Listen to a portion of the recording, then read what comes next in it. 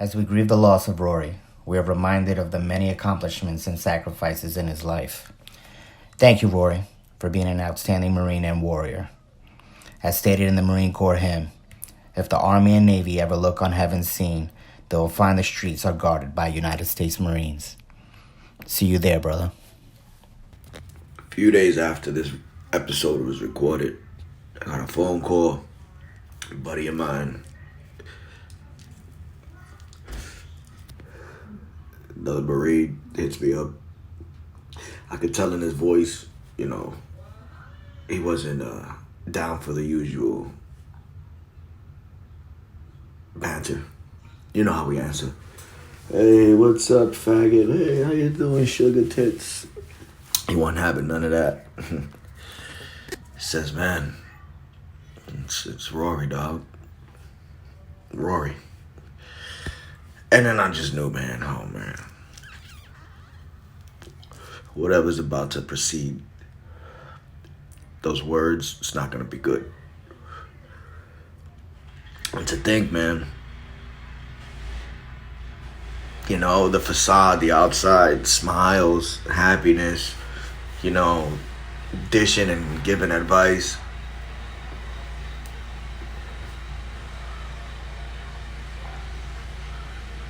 Keeping other people on track, sane. I don't know. No one knows, man. And all this dead was confirmed that even if we thought we knew, we don't know shit.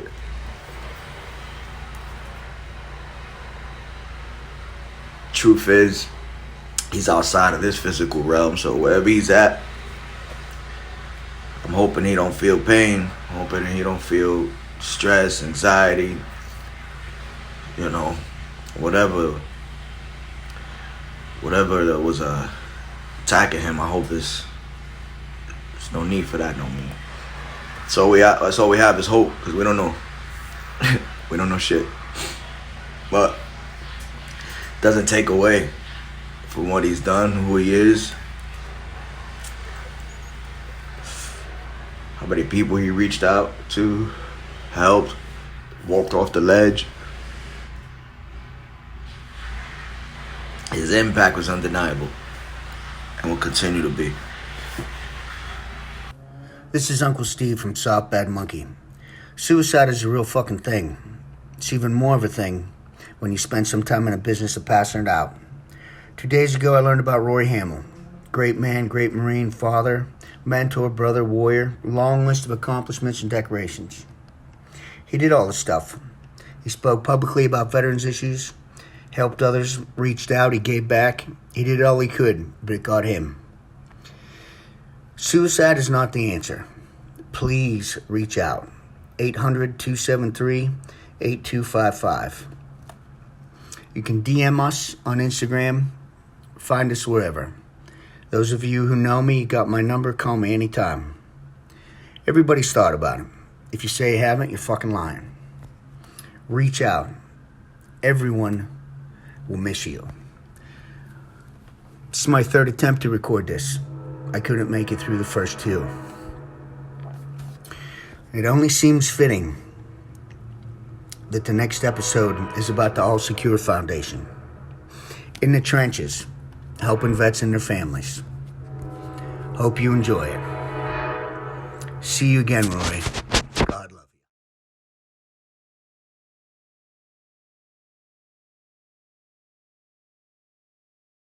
Grizzly 2, this is Grizzly Actual. You approved the level of building. Over. Welcome to Soft Bad Monkey, a safe space for savages. This podcast is comedy. We don't discriminate. We don't care about your race, religion, sexual orientation, or gender identity. We make fun of everyone equally. We are veterans, offensive by nature, so if there's kids in the car, turn us off. Seriously, I'll wait. We've evolved. It's still JD and Uncle Steve, but now we have Paulie. As for Jay, he's fluffing on man porn. We talk like we are in the team room, platoon space, or whatever you call it. We're meat eaters and knuckle draggers, so put on your fucking helmet because we're coming in hot. Welcome to another episode of Soft Bad Monkey with your host, Jason Delgado. And passive-aggressive Steve. Steve's ready to fucking... I'm just ready to quit, man. You're ready? Jesus fucking Christ. Steve. What? You can quit all you want. There's nowhere to go, bro. Well, today we got finally, we got Command Sergeant Major Tom Satterly. Fucking 25 years in the Army, 20 plus of those years in fucking Delta, an all-around fucking hard dick fucking dragon slayer. So he's got a fucking book out. Obviously, you can see it all secure right here, and he's got a fucking foundation. He has been there and done that. His fucking first gunfight was 18 hours in fucking Mogadishu, bro. 18 hours. That's his first fucking gunfight right there. That's ridiculous. You believe that shit? Oh, yeah, I believe it. No, and like you've heard me say this before, you know, Delta, they're just like SEALs, right? Except better and professional. More professional, yeah. So let's fucking call his ass up. Let's give him a ring. Let's give him a fucking ring. Exactly right. Jesus Christ. And what people can't see behind the scenes is how I rely on you for everything. And you fucking, and shit gets fucked up, and I'm like, God damn it, Jason. Command Sergeant Major Satterly, how in the hell are you, bro?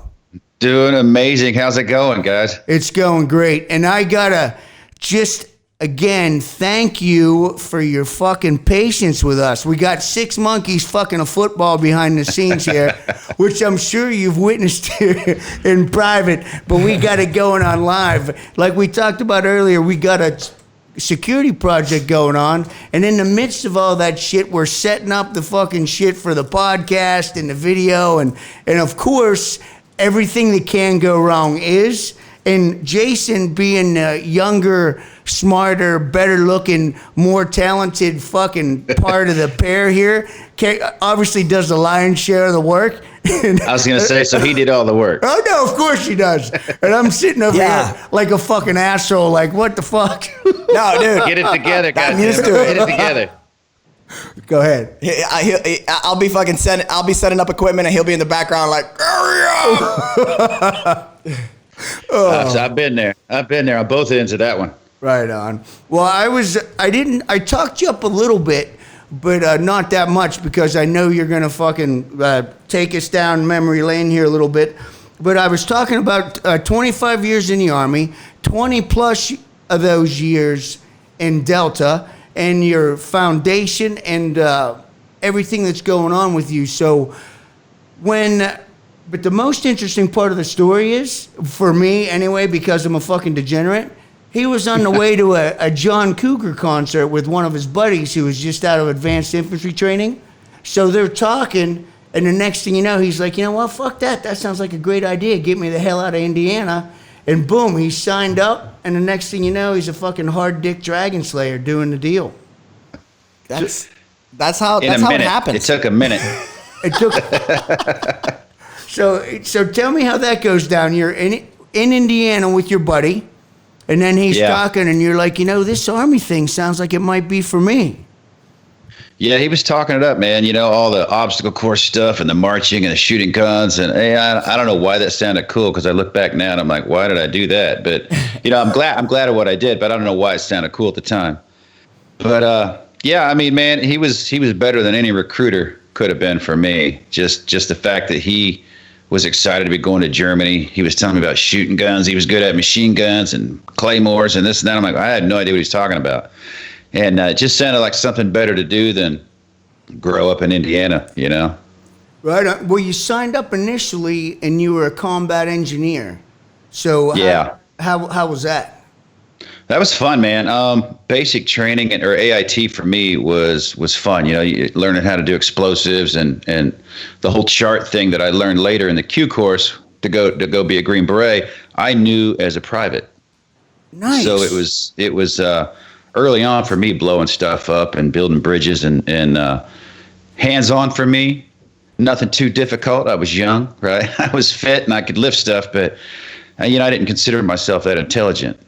Of course, I never have, but that hands-on work, those easy math problems because I was good with math, and it was explosive. So I mean, what's cooler than that shit, right? Blowing stuff up at 18, 19 years old.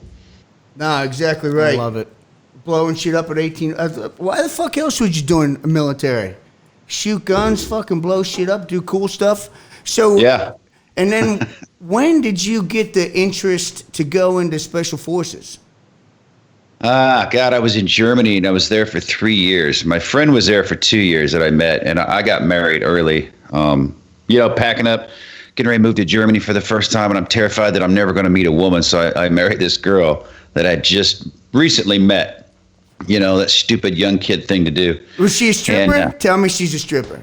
No, that's wife number 2. But Her name Yeah, was the first- Candy. close. Right. Yeah, but the first wife was just kind of a fear thing. I think at the time, moving away for the first time, going overseas, and then 2 years went to 3 years for me when I got married. So and that was going to take up most of my enlistment time, right? I was going to get out and go to college. And so how cool is that to spend 3 years in Germany? I was 18, 19. I was drinking already in Germany, and it was okay if you're tall enough to put your money on the bar, you can drink over there. So that was fun. And then my friend that was there with me for 2 years, he had a picture that he carried with him of him as a baby, and his father's holding him, and he's wearing his father's Green Beret. Oh, he's like, I'm going to be a Green Beret. And I looked at that and I thought, man, that's really cool looking. Yeah. So I kind of adopted that memory, and I wanted that dream and that passion. And come to find out later, we just spoke during his fall and his alcoholism after the military time. He got better, and then he got a call from his dad to find out the whole thing was fake. Wow. He didn't even know if his dad was ever in Vietnam or a Green Beret. And I thought, well, it worked out for me. I took on that dream and chased it. So, it motivated some bucking body. Ain't it funny how things turn out? You know what I mean?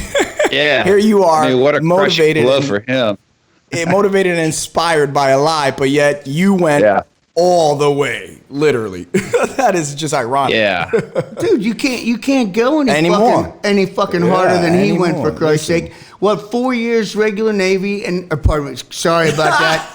What the fuck is wrong with me? I wasn't that. You weren't that gay or retarded. No, it's like it's all that dark grayish color in the background. That's what it is. He thought he was in a ship. Pardon me. Excuse me. Well, to be fucking candid with you, Tom, I am unimpressed by a fucking lot of shit. Yeah, I don't fall into the fucking hero worship or any of that fucking nonsense. But I got to tell you, man, I completely fucking geek out and admire the hell out of you for just the fucking shit you've done, what you've gone through, how you're giving back. And what the point I was trying to fucking get to was 4 years regular Army and then 20 plus years in Delta.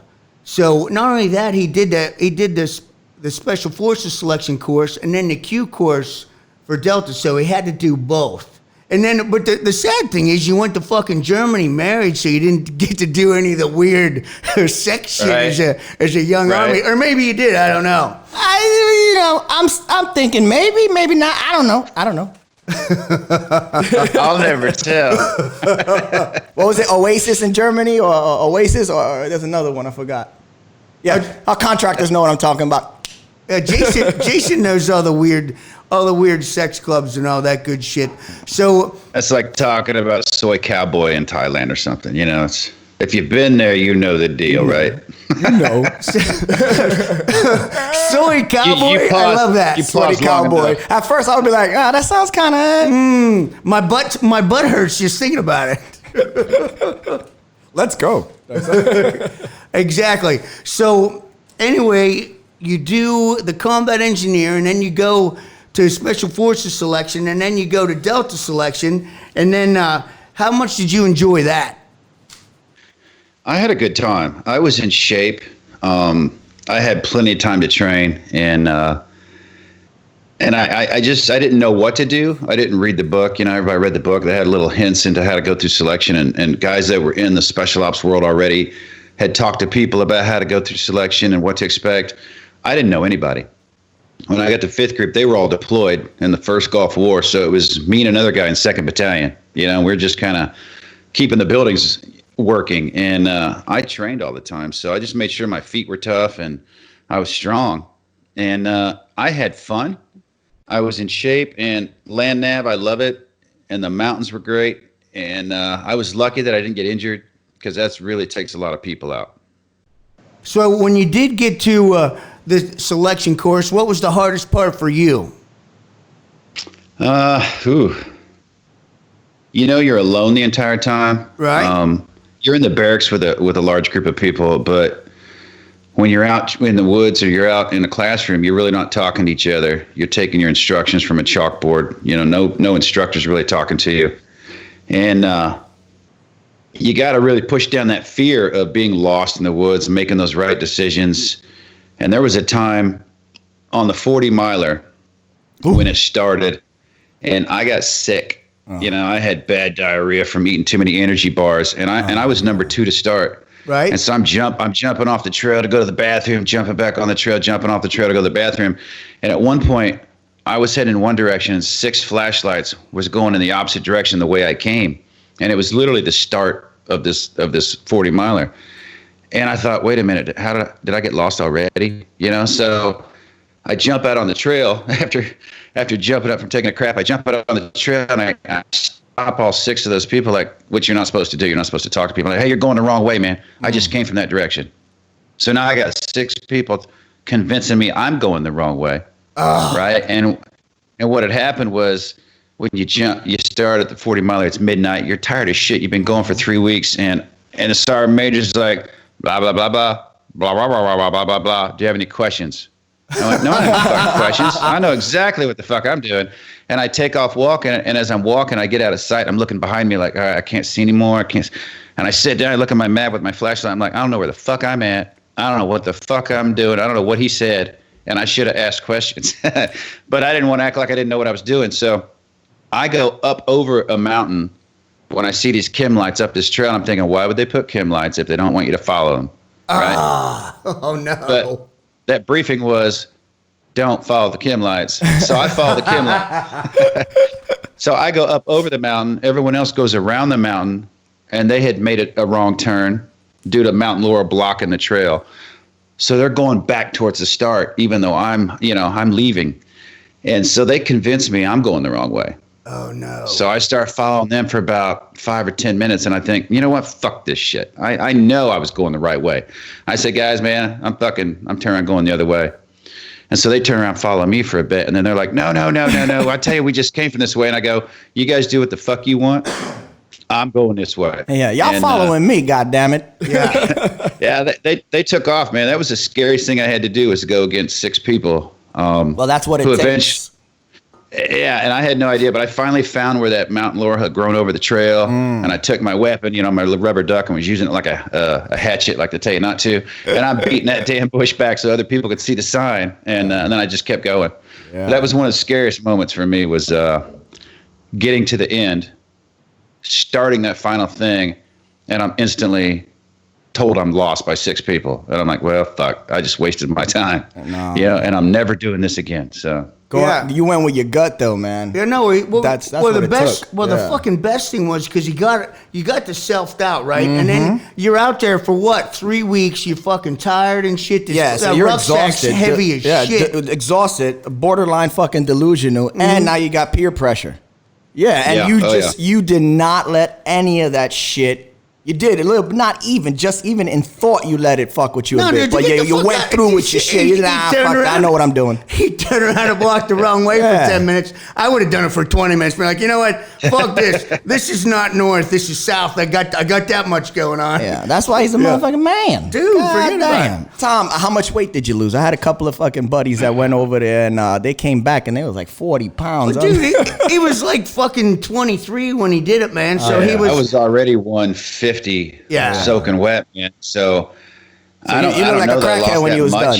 He was like, I mean, I went from 150 in the unit to helping run selection one time. To a friend of mine walked up when I was shooting pool, and hey, there's a string on your shirt, and he goes, oh, that's your arm. Oh. I went, shit, man. I guess it's time to start working out and stop running. So I spent 10 years lifting and eating Joe Weider weight gain, and protein and fucking whatever. Russian bear. And anything I could get in my body to make me grow. Yeah. And I got to 250. Hell yeah. God damn. That's fucking... Wait. 250 jacked or 250 pregnant? No, I was jacked, man. Oh, yeah, baby. Jacked. Are you fucking... He's a fucking hard dick fucking man, dragon I gotta slayer. ask sometimes, man. You never know. Some people throw around their weight. Your belly a little wide, you know what I mean? Well, he was talking about what it was like when he was at Delta. Yeah, it was the yeah. fucking lift and fucking shoot club. Yeah. So tell us a little bit about that training schedule. God. Well, when you were at Delta. God. Yeah, it's always what you want, right? But you're always driven by professionals. So it's like on the days you want to chill out, you can't. Somebody's always running something. Competition. And it's like, you go to work and you're like, okay, today I'm just going to do the O course and I'm going to relax. Today's my kind of chill down day. And then your buddy walks in and goes, hey, we doing the fence to fence? And you're like, yeah. And that's like a 5-mile run with 3 obstacle courses in the middle of it, along with jumping over all the 8-foot walls by the steel range, the bays. And it's ridiculous. And then there's the other buddy that goes, let's do it with gas mask on. Yeah, fuck, man. No, exactly. And then he pulls his hand in the team room door with a fucking pro mask in his hand. And I'm like, 5 minutes later, I'm sucking filters to my face, trying not to die, thinking, what the fuck am I doing, man? You're preparing for this, what we're in right now. So every time the kids get snippy or my wife gets snippy, I'm like, you know what? Who gives you fucking health care till the day you die? And who's paying for your college, kids? I did it for the last 25 fucking years, so enjoy it. But I look back, I'm like, still, was it worth it? I do the math on the college money and how much money I spent going to the doctor. I'm like, was it worth all that? It was fun. It did great things, but it fucked your body up, man. Yeah, but you are not going to the grave with the question, what if, in your mind. You're not that guy. No, I can't do that. Never could do that. Listen, that's what it's worth. You lived your life to its fullest potential, and we're recognizing it. The world is recognizing. We're reciprocating right now, letting you know, thank you, man. That shit didn't go fucking unrecognized. You're a bad motherfucker, man. I appreciate it. No, absolutely. And then we'll circle back to the foundation here in a minute. We'll keep coming back to the foundation. But you guys are with the foundation. How many people have you helped? Is there any way to put a number on it, or? God, I suck at numbers because I that's all right. I heard you, Jason, talking on your podcast. Yeah. I listened to yours. It was fucking hilarious. I got halfway through it, man. I was fucking cracking up. Some of your stories are sad and heartbreaking too, but man, fucking the way that you look at them, are inspirational, man, to me. Thank you, bro. But you got to, man. You got to take the good with the bad. You know what I mean? Yeah, we've helped 400 at a time. We went to the first special warfare training group and talked to 400 students. We do stuff like that, help 400 at a time. We've helped, I say hundreds. We're nearing the thousands of people on the phone and conferences, or paying for their therapist or our therapist, or sending them to therapy, or working out deals, or doing a couples retreat that our sponsors pay for. But well, that's very important to note, because they offer at the VA the whole couple, spousal freaking counseling, but very few people harp on that. And all too often we come at that crossroads where we become a little difficult, semi-bipolar, where we get into our moods where we want to be reclusive and all. So, and then, our wives or our loved ones, they don't understand what is it, and they think it's a misery thing for us. But the truth is, we kind of just allow that moment to exist. You know what I mean? But we just don't. And it's not a bad thing.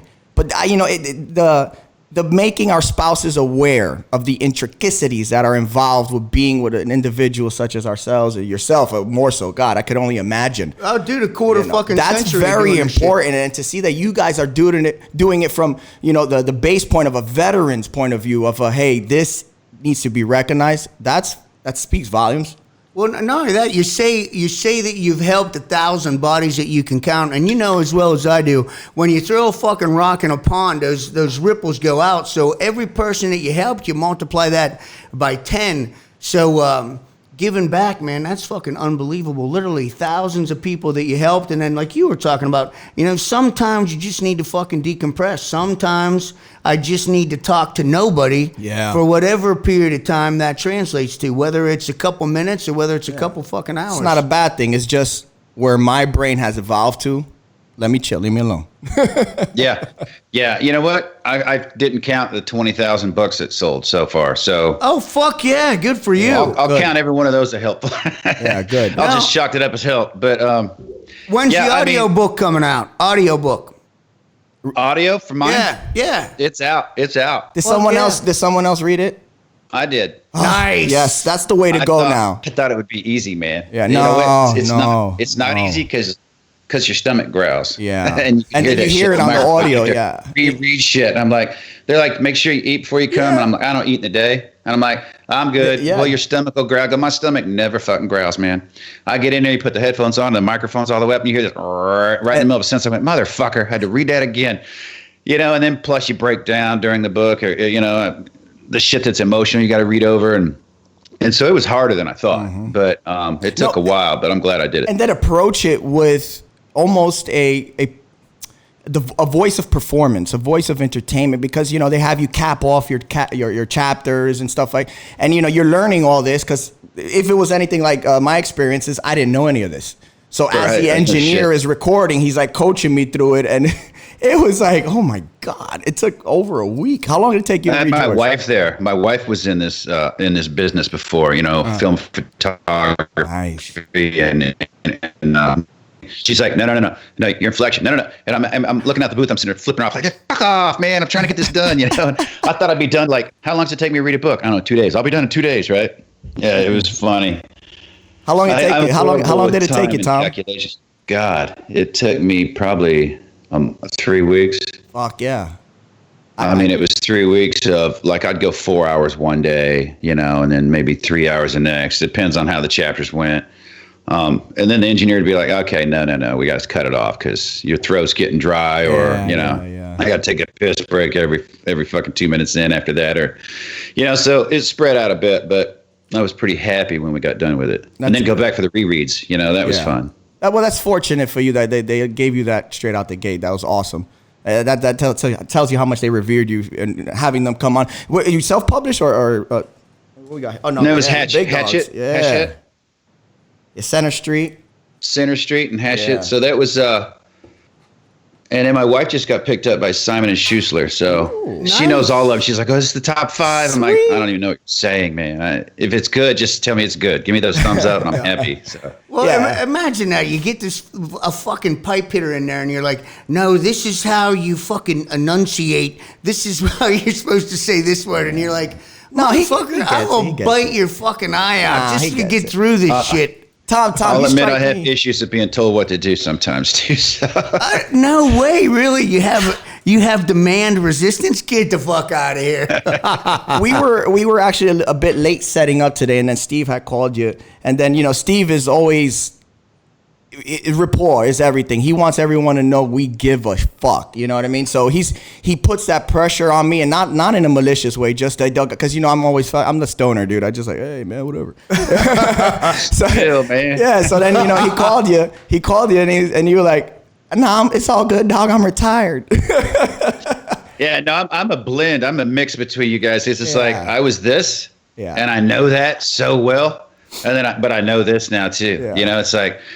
It took me 10 years of retirement to almost coming up on 10, right? But it took me half of that to stop fucking my life up. And then the other half to figure out, you know, this last half of 10 years of retirement, figuring out how to relax and not get so fucking upset about shit because really, no one's dying. You know, I moved from that probability factor to possibility. You know, I lived in the probable before where everything needed to go right now. Yeah. Needed fixed, needed defended, secured. And now it's like, okay, it's a possibility it'll happen. So I don't need to sit with my back to the fuck. I can't sit with my back to the door. And I might be able to leave my gun at home and not, you know, carry it around to Disneyland or something. But, you know, things like that you get so used to for security that when you start letting it go, it's weird for a bit. And then a little further away from it you get, little less news you watch, you're like, man, this is kind of a nice life. There are birds and fucking trees and shit out here, huh? Yeah. I start noticing the better stuff, and it took a long time, though. I find that the happy median right now is not to fully involve your family as if they're a fucking fire team or some shit, or fucking, you know what I mean? And just try to mitigate as much as you can on your own and kind of just keep it to yourself. Because, you start pushing that anxiety onto individuals that aren't used to it. You know what I mean? Because although, albeit they were with you probably your entire career, they weren't with you in your career, just like the other guys. You know what I mean? So we have to learn how to differentiate that. Yeah. Staring out the window with your hand on your kid's head, like, keep down, kids. Fuckers are coming, and you're watching. Hey, go get some resupplies. Like, okay, I don't want to live like that, man. I don't want the family to feel that fear. And I've had people stop by our house. My wife, and you put your wives and your families through a little training. You show them some stuff. And my stepson busted up a terrorist ring in St. Louis because they were observant. And seriously? And followed through with some stuff they saw on the highway. And then I read an article about it a year later where it busted a bigger ring because of that one guy they busted. So, and then I've had people creeping around my house with duffel bags and shit. That looked. My wife describes them as ISIS looking, and I end up with the FBI at the house and fucking, we're combing the mosque, looking around for people, showing me photographs of Somalians. I'm like, damn, I don't know, man. Any of the FBI agents ask you for autograph? No, one night, I'm not the kooky old vet anymore. I guess I was some grumpy old fucker with some weird shit, but yeah, there's been some weird stuff, so they kind of know what to look for, And I got cameras everywhere, but... Do you guys maintain a relationship with the government? No, So they just kick you to the street like they do the rest of us. All right, motherfucker, thanks. Yeah, I did a lot of training with a company local for a bit, and I brought in contracts for the government and did special ops training, and so did my wife. So part of that training was law enforcement too. So less than a quarter mile from my house is the police station of the small town I live in. The chief of police called me for training and stuff. So the cops stopped by. Hey, I heard about you. I'm like, oh, yeah. So I waved. But that's the extent of our relationship. That's great. So great to see that they're leaning on you. They're picking your brain. That means they acknowledge that we have the almighty wizard in our own town. Exactly. We need to go see him. You get the grumpy ones too, like, you don't know shit. Fuck those guys. And I'm like, I know, I don't know shit. Thank you. But you're a hater. Yeah. We all have jealousy in us, right? So. Yeah, that fucking fear and insecurity, that'll fucking do it. Hey, quick question for you. So what I heard you say was that there are times that you do leave your house and you're not carrying concealed. Is that accurate? Yeah. No, dude, fucking good for you. That's a gigantic step, man, and it's that's fucking good shit, man. And the reason I'm bringing that up is, it's good to see it's because you can't have any more experiences than you've had. So to know that there is a light at the end of the tunnel and it's not a fucking train bearing down on your ass, that's good shit, man. And I want to wrap it back into and I was talking to Jason about this, just how fucking amazing, and I can't imagine it, but the first time your first pump down range was fucking Delta is fucking Mogadishu. And then you and I had talked earlier, you had, I think, 4 missions prior to the whole situation that turned into a fucking 18-hour gunfight. So your first fucking pump with Delta is fucking Mogadishu. And you're 24 years old? Or 27? Probably 24, 25 at the time. 25? So 86? What? No, never mind. Go ahead. I'm sorry. I got fucking conflicting I'm trying to do notes math in my head really fast, and I get nervous. That's how you know Steve is old. He missed an entire decade. Yeah. Oh, shit. Yeah, what the fuck are you going to do? 86, Steve! No.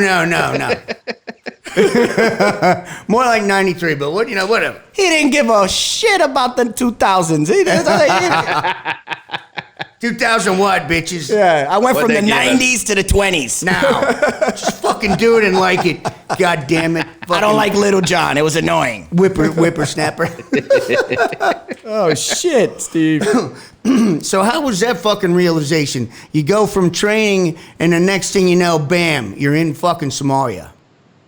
Yeah, that was a trip. I was young, motivated, excited, man. I wanted to break shit and shoot people, right? I thought, right? Right. I want to go do my job, right? When you train that much, Yeah. you know the deal. When you train that fucking much, you want to do your job. And that's where you get that whole warmongering. You guys want to kill. And I tell people, you know what? You know who wants peace more than anybody as a soldier, because there's a chance they're going to get killed too. But we don't think about that when you're young. You want to do your job. You're good at it. You practice, right? You want to see if you're good at it. That's a young warrior growing up. You want to test your mettle. They've done it in tribes all throughout the world.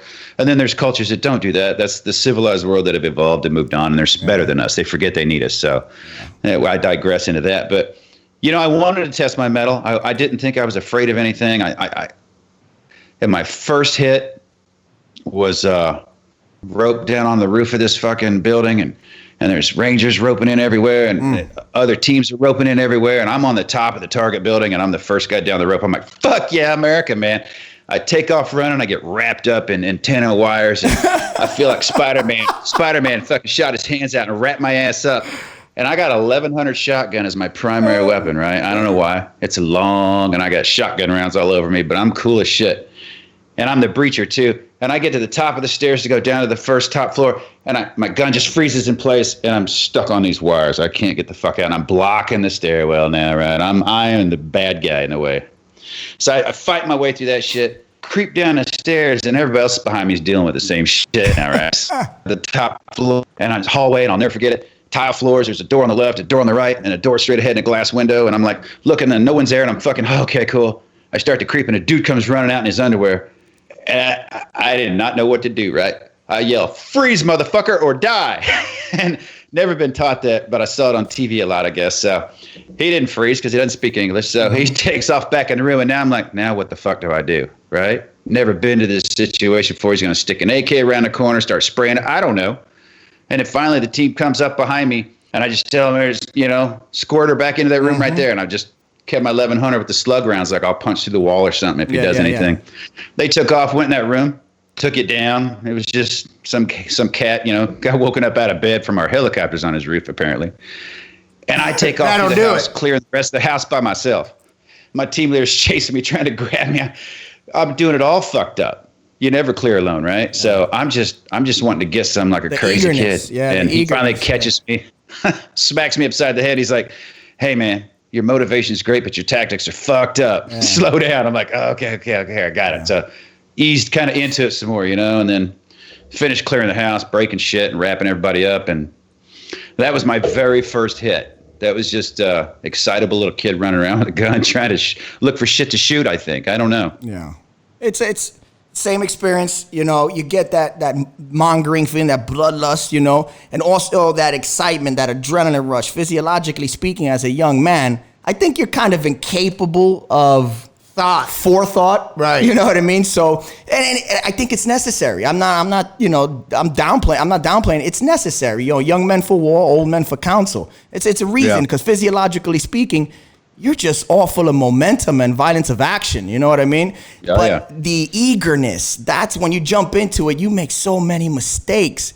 And as you start getting seasoned, it's slow, smooth is fast, Yeah. And that's when you start really getting into your element. And that team that I was on worked together for a long time. And missions went like that. Shots were fired back and forth, up till the auto capture, I think was the one right before 3 October. And, more shots were fired. We had to rope down into an intersection. We're running down an alley. As soon as we hit the ground, me and a friend of mine are running down an alley. Everybody else hid behind this pile of rocks. So here we are extending ourselves out down this alley with walls on both sides. And this machine gun opens up underneath this tree down it. And I'm like, what the fuck? It was surreal with just the rounds cracking, hitting the walls, hitting the ground. And I'm running behind my friend, and he's taller than me. And I'm thinking, when's he going to fall, right? When is he going to fall? And then I'm next. And it just kind of slowed down. It speeds up, and then we're right there inside these doorways. We plop down and start, shooting everybody that kept going to the machine gun kind of thing. Up until exfil, when there's a troop on the roof, exfilling off the roof under fire. I'm on the second floor, and my first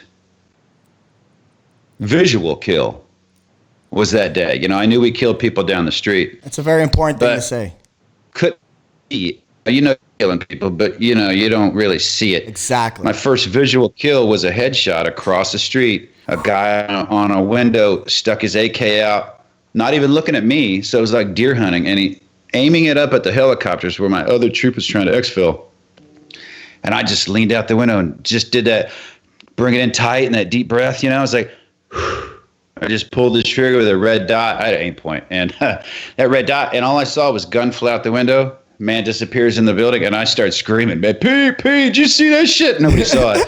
You know, like I just shot that dude in the fucking face. He's like, "Good job," and he just took off. I mean, he was a man of few words.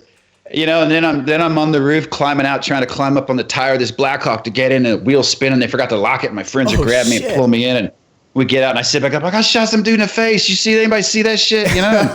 Yeah. It's like the big fish story. It was this big. Yeah.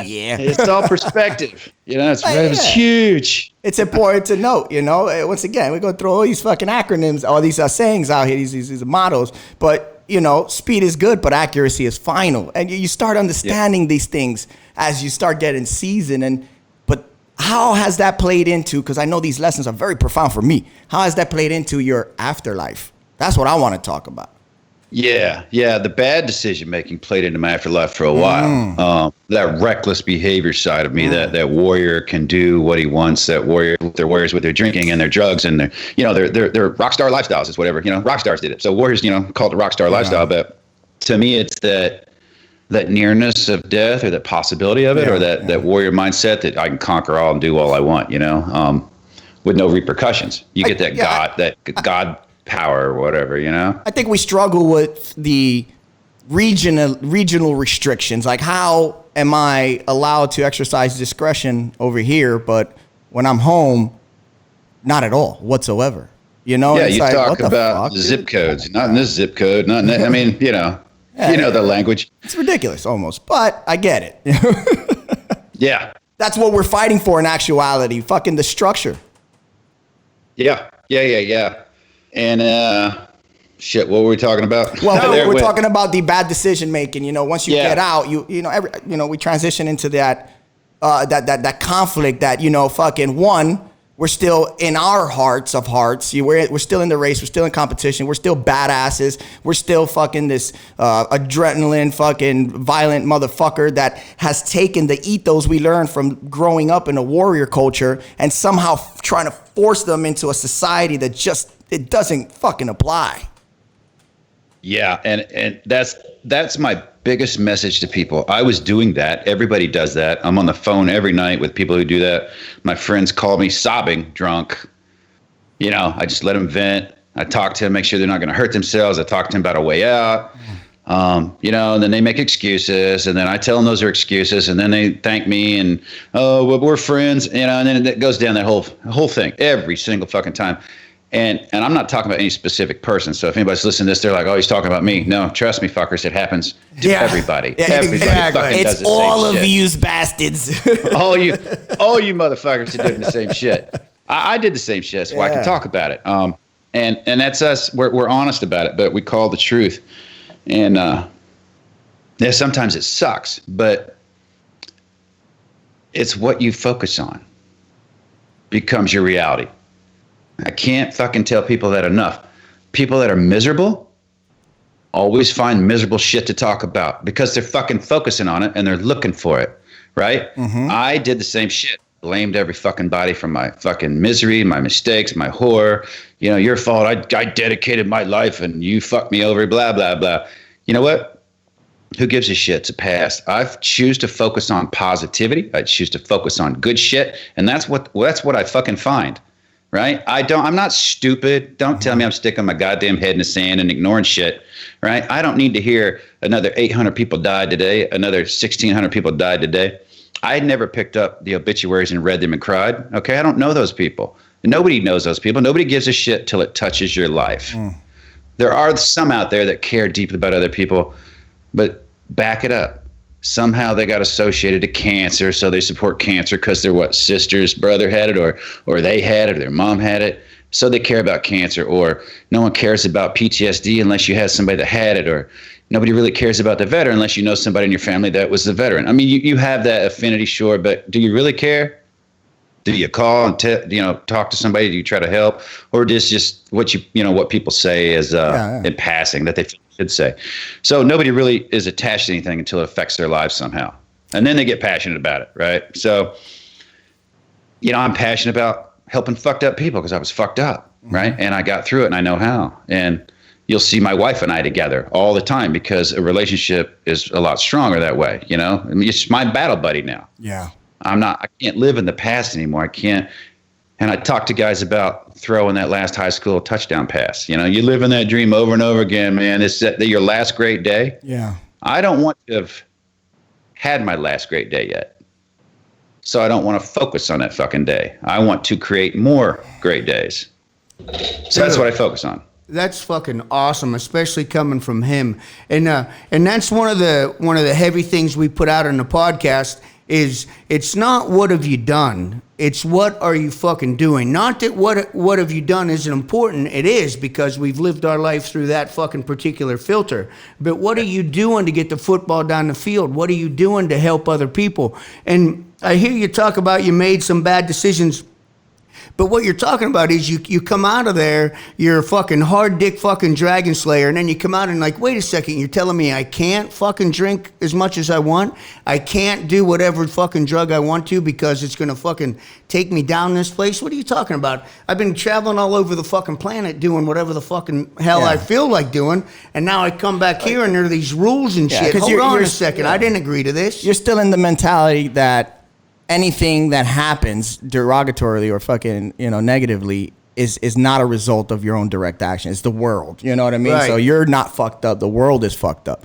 What it is especially individuals that go into this SF route, we don't rebel in the gray area. I said this before. We are binary. We're black and white because the very nature of our job is black and white, life or death. So every decision we make has to be efficiently done so, and also done in a manner where we can't take small things into consider. It's either fucking yes or no. Fucking squeeze the trigger or don't. But then when we get out in this world, in this society, they don't do black and white. They don't do extremes. It's all gray. So you got to learn how to just gray area. And, to me, it's a fortunate thing that these individuals could do in this society because you can exercise the option to turn the cheek. But when you're a fucking soldier or a operator and you're over fucking seas and you're doing the do, you do not have that fucking luxury of the gray. Right.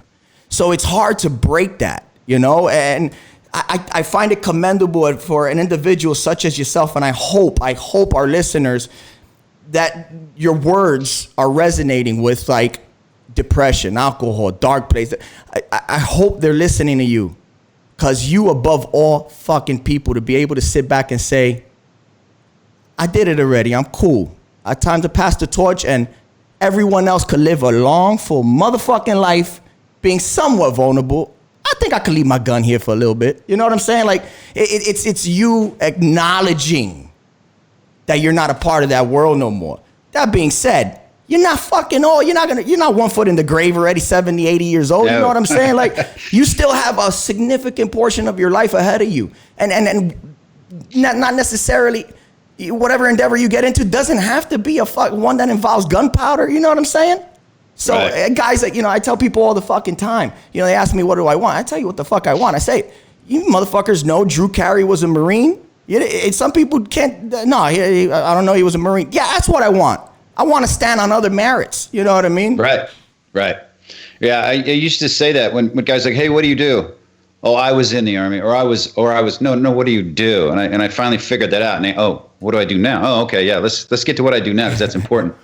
And we tell everybody and approach things with emotionally focused therapy is what we call it. That's what our therapist calls it, and it is literally putting a face and name to who you are. I was Crawler overseas, I'm Tom at home. There's no need for Crawler at home, right?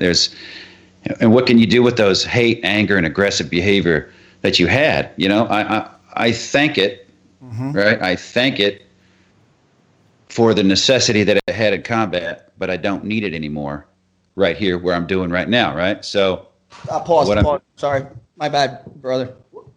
Hold on 1 second, Tom. We got I know when you're squinting, something's up. You got to fix something. Yeah, or Jason being the smart end of our team here, something comes up on the computer, he squints at it, and then he jumps up and fixes it. No, before you get into the good shit, I'm like, what? Yeah, hold on a minute. Yeah, we don't want to lose that fucking gem. Because you know how it is, man. We're talking, and the next thing you know, some fucking diamonds flew out, and we fucking dropped them somehow. So Jason's I did it a minute ago. What were we talking about again? You lose the point, and I'm like, shit, there it went. I used to try to talk around it and say stupid shit, and I'm like, and now I'm just like, I forgot. I don't want to go on for 20 minutes and not answer your question. So what was it? I'd get to the point where I tell people that I'm like, hey man, I'm sorry, I forgot that shit. So just ask the same question, I'll answer it again. no, right. I gotta do the same thing, man. I'm a crazy note taker though. So when we're talking, I'm writing down shit you're saying, and I'm also taking a look at the notes that I took from our first conversation, because you're one of those guys. I called you, and then we're sitting here talking, and the next thing I know, like fucking 70 minutes have gone by and shit, and that's how I knew this was going to be a great episode, because the conversation was just so easy.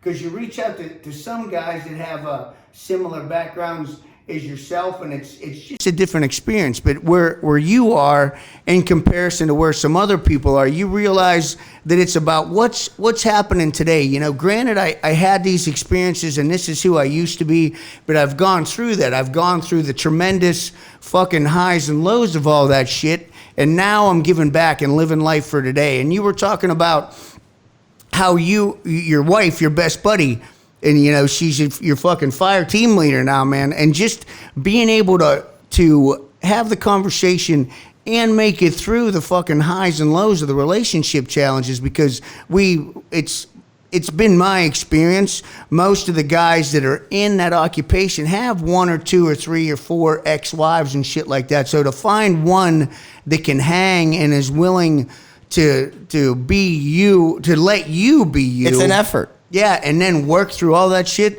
That's fucking tremendous. It's an effort. It really is. She's tough as shit.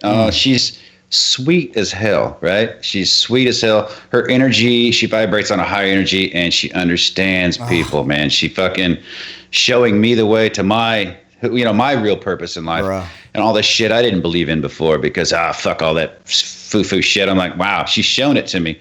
And oh, by the way, the best sex I've ever had in my life. So how the fuck do you beat that, right?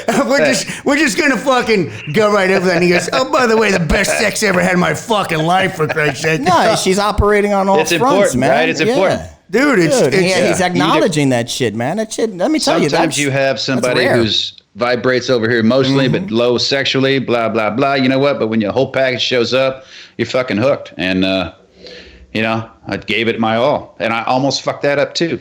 Yeah, of course. I tried to fuck this relationship up, too. And she still stuck around. It's like, I'm not done with you yet. You're an idiot, thing. But you're not worthless. It's a value thing. But you're starting to, not starting, you're fucking way older than me. I'm sure you've been there. But you've realized that out of everything that is going on in this world, and everything that is in you, that storm, that quiet I call it quiet storm, because that's what it feels like when it starts fucking rumbling in your chest.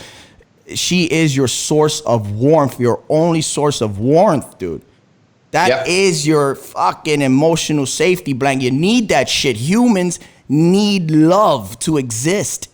And people don't She's understand who I hug that. when I need recharged. And the hug gotta feel so fucking good, right? And you just give it that, and it just feels like, oh man, I hear you, man. And I fortunately have that. To tell you the truth, I just found that, where I was looking for women, and I was looking for a certain type of woman, one that I can be above, and then that didn't work out because I became daddy, and then they rebelled. Or the one that was super fucking intelligent, that didn't work out because they were agenda driven, you know. And then now I found and I go back. I want to make a note of this. He uses words like vibrate, right, and energy, right, and he is who he is. I just want to make that a note, right, because that is how I live my life now. I just if I vibe with you, if my frequency can lock into your frequency, more so if mine can lock into yours and you can amplify mine to a positive level to where I can look at even a fucked up situation and come at it from a different angle than fucking head through, foot through the door. I have to acknowledge that. And that is a fucking rarity, dude. To be able to come in and say, just like you said, recharge. Like, I one fucking hug, and it's just like, this is the most genuine shit I've ever felt, dude. Why do people deny it? They use isolation as punishment in prison. Yeah. Right? This isolation we're going on now is affecting people. We need connection. We crave it. After 48 hours, it really starts breaking down. And so we help people with staying connected during deployments, reconnecting back home, how to do that, because you get into your pattern of raising the kids, doing your thing. You don't talk for a month or two. I did it all the time. I didn't call home. We didn't have phones really back in the day. So it was like, fuck it, you wrote a letter, and God knows when that got there. And who likes to write a letter when you're going out doing missions every night? So just no contact, and it affects people. And now, we've got the ability to make contact, and people are still doing excuses for, no, I don't want to drag her into it. I don't want to. You need it. It makes you a better person, therefore a better soldier, therefore a better airman, Marine. So, and so it's just something you have to do. It's maintenance. It's maintenance for everything. Steve was thinking you forgot to say sailor. As soon as I kept going, and I literally thought that, and I said, well, shit, I should have said, and then I just kept talking. I thought I should have fucking said sailor. Steve's like, I'm going to let it slide because I called him a sailor earlier. We're even. I want to point something out here. You can't get any further on the tip of the spear than fucking Tom was, right? Command Sergeant Major at one point in time in charge of fucking 10,000 hard dicks downrange. The hardest. Dude, totally.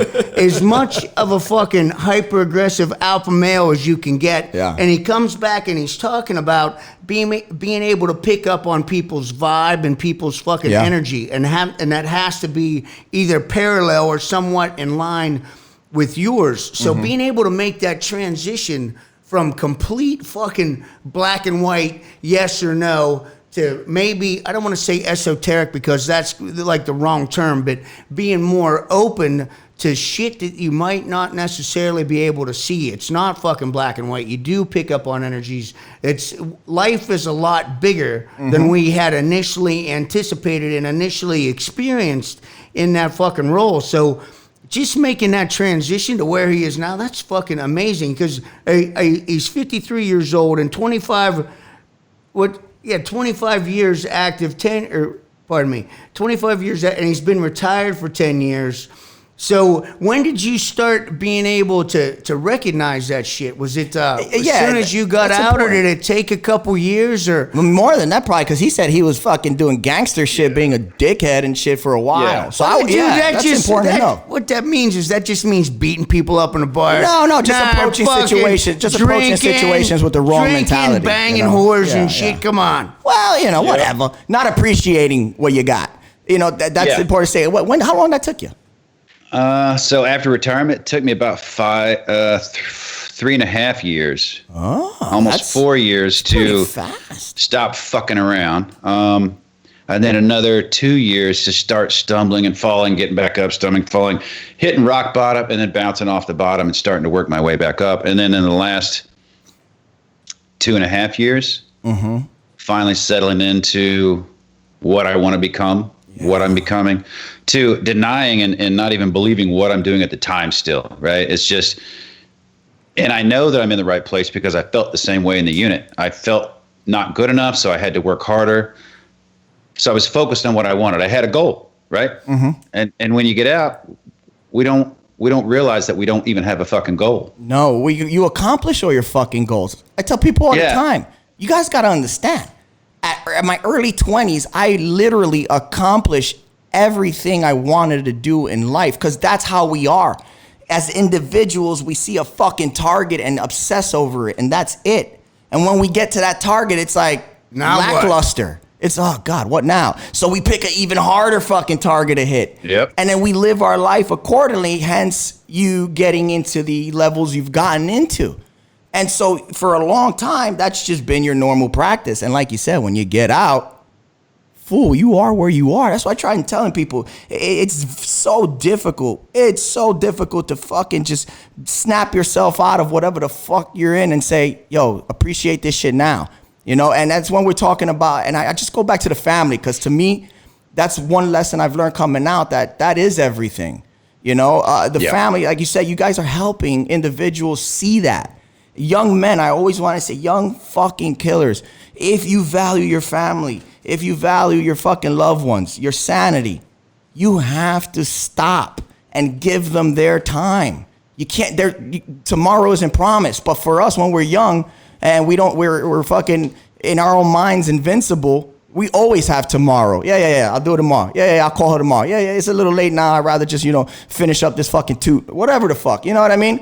Right. And, your job, you become, this is me. I got to do this. You got to understand, babe. This is it. You know what I mean? And yeah. But then you carry that shit out. But you carry that shit out into the civilian sector. And I'm going to tell you, a fucking strong man, a strong father, a strong husband, dude, it's one that could recognize, I know better. I know what probably needs to happen to mitigate threats and all that, because you can still do it. Yeah. But it takes an even stronger man to do it and make it transparent to your loved ones. You have to be able to build a fucking bubble of ignorance and security around them. Your job is not to prepare them. Your job is, you know better, not them. You were the fucking one that was trained. Your job is to be their AIC and just stay the fuck shut in the background and smile with a fucking ice cream cone in your hand, fucking while they look back at you like, hey, you having fun, baby? You know what I mean? But at the end, your other eye is at the fucking door because, you went orange because some motherfucker went in there with the underwear and shit, and it fucking smelling like fucking crackers. I'm like, oh, shit, I'm going to fuck this motherfucker. Well, but just collaterally, his wife, you say your wife and son, right? They busted the fucking a terrorist ring. Oh, no, they rubbed listen. Just by being observant. How old's your son now, by your stepson? What's that? How old's your stepson now? 15. Oh, yeah, nice. He gonna be a spook. He's 220, 6'2", 220. 6'2", 220, a fucking 15. Shut up. Yeah, no, listen. Yeah. God damn. Listen, that boy's going places. Is it football or is it gonna be basketball? Yeah, he plays football. Listen, I have a feeling, and we're gonna be interviewing him soon. Hopefully, if you're 15, 20 years down, we're gonna be interviewing him. Hopefully, at fucking 18, you're not gonna have to be choking them out in the front yard. Oh, you do? No, you have to. That's. Hey, listen, me and my dad, 18, everyone. That's mandatory. Yeah. It's a fucking coming of age. You always get into it with your pops, bro. Right. And then your dad shows you, motherfucker, you don't know what old man strength is until I body slam your ass on the stove. True story. Hey, I gotta ask a couple questions. Okay, so I'm going back to Mogadishu. Because of fucking 18-hour gunfight, dude. 18 hours they were fucking under fire inside. And you were with 9 guys in the one house, right? For 18 hours? Yeah. 9 guys. How many detainees we have in there? Probably 7. Right. Detainees, mostly women and 1 huge male. They didn't want anything to do with us. I mean, they were there, Right. Poor people were just there, and we just happened to take over their house to get off the streets. But, we had every window and door covered and stand on top of cars looking over walls, and we were right at the crash site. It was a shitty night, man. You think you could forget some of the stuff, and I know I've forgotten a lot of the bullshit in between, but your brain flashes into those memories of boom, this guy getting shot in the head, this guy bleeding out, this guy's, nutsack hanging there in your hands, and the jokes you tell, right? The weird shit you do in combat, man. It's a trip. It's your mind, it's your mind's way of getting over the trauma. You understand? So we turned the trauma into fucking borderline delirium. Gallows humor.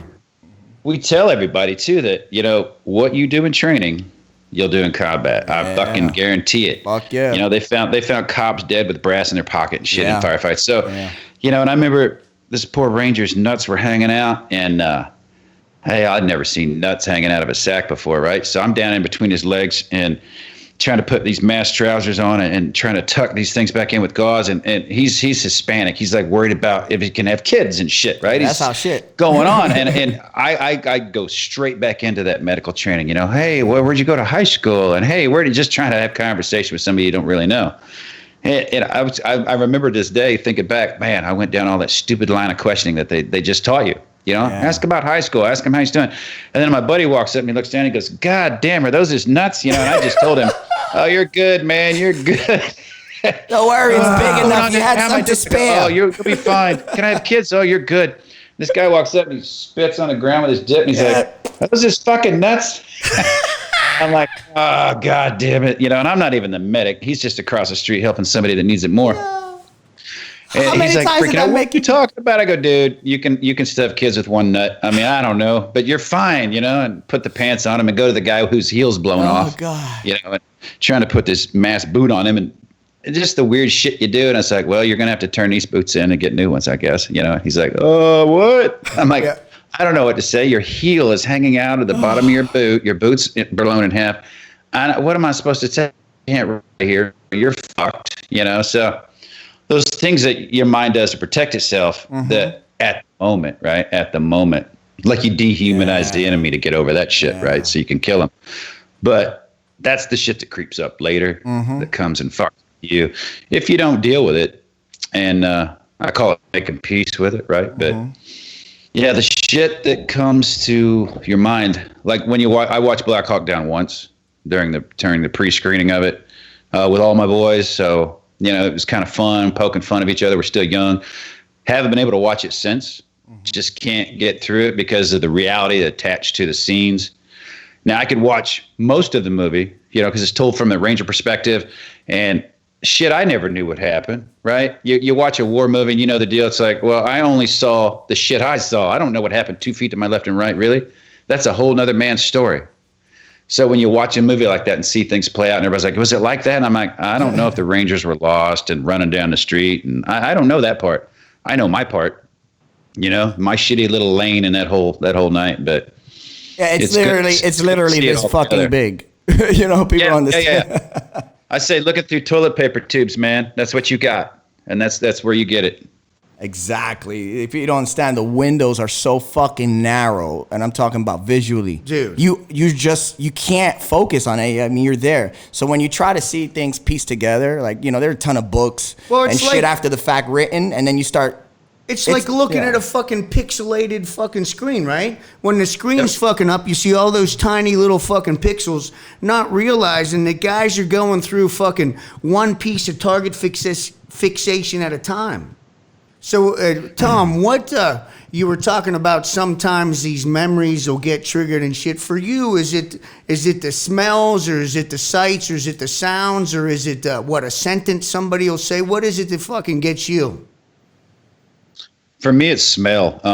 Bleach takes me to Somalia. Bleach takes me straight back to that warm morning with sand mixed with bleach and blood, all in the back of the Humvees and all on the ground as they were trying to soak it up and clean it up and get it out of the vehicles. Coming back to that compound and smelling that, heating up in the morning sun, I can smell it right now if I think about it. So the smells are really for me. And then, you know, I'm not the guy that I've seen people at fireworks displays, you know, and boom, and they get down, they crawl around. I'm like, motherfucker, you knew it was coming. It's the 4th of July, you know, and I see people do it for attention. Right. Surprise sounds get me. My wife likes to scare me in the middle of the night as I walk through the house naked and shit to go get a snack. She'll fucking jump out and and I'm like, you're going to get fucking punched one day, baby. That's a bad fucking call right there, man. She's taking it on the chin to decommission me. That, you know, she used to put me at restaurant tables when we were dating with my back to the door on purpose. Really? Knowing it was making me uncomfortable, but showing me nothing happens. Good, you know? Yeah. Wow. And so she scares me through the house, and she won't wake me up, though. She did that once, and she won't wake me up again. Unless she has a broom handle. No, she learned real quick how fucking, how well orientated we are when we wake up. Instantaneous. And grumpy. Yeah, and it's grumpy like, fuck. Yeah, dude, I'm on it. When I wake up, I'm like, hello, motherfucker. I think that's what, like, one of the commonalities. Like, my fiance the same thing. Like she'll turn the light on, and if that doesn't work, then she'll come over and kick the end of the bed. No, nobody got to do that shit to me. I'm probably awake already when they try to wake me up. I'm just pretending I'm asleep. Hey, what's up? How you doing? I'll murder you if I can feel you breathing on me. I lay in bed sometimes so that I don't worry my lady. You know what I mean? But I'm not tired. I'm like, shit, I got to go tinker or something. Okay. Yeah, oh God. Every night I'm up until 2 watching TV. She'll roll over and wake. Aren't you go to sleep? I go, I can't. You know, fuck it. I don't need sleep. 6 a.m, I got to piss. She's like, what are you waking up so early for? I'm like, 4 hours, I'm good, man. Yeah, that's what I'm saying. They don't understand. No, that 8-hour shit, that's like the De Beers company with the diamond ring shit. Y'all don't understand. Y'all don't need motherfucking 8 hours, man. Don't worry about me. Right. That's good shit. Hey, we go, and Tom. No, keep going. We're good. No, we're good. No, we got about 15 minutes left. I hate to do this to you, and I'm not putting. No, I'm not taking my appointment. Oh, you're not. Oh, okay, that. cool. This is the shit. Fucking never mind, bro. Check that fucking shit out. Fuck that. Fuck AT&T. Kiss my ass, man.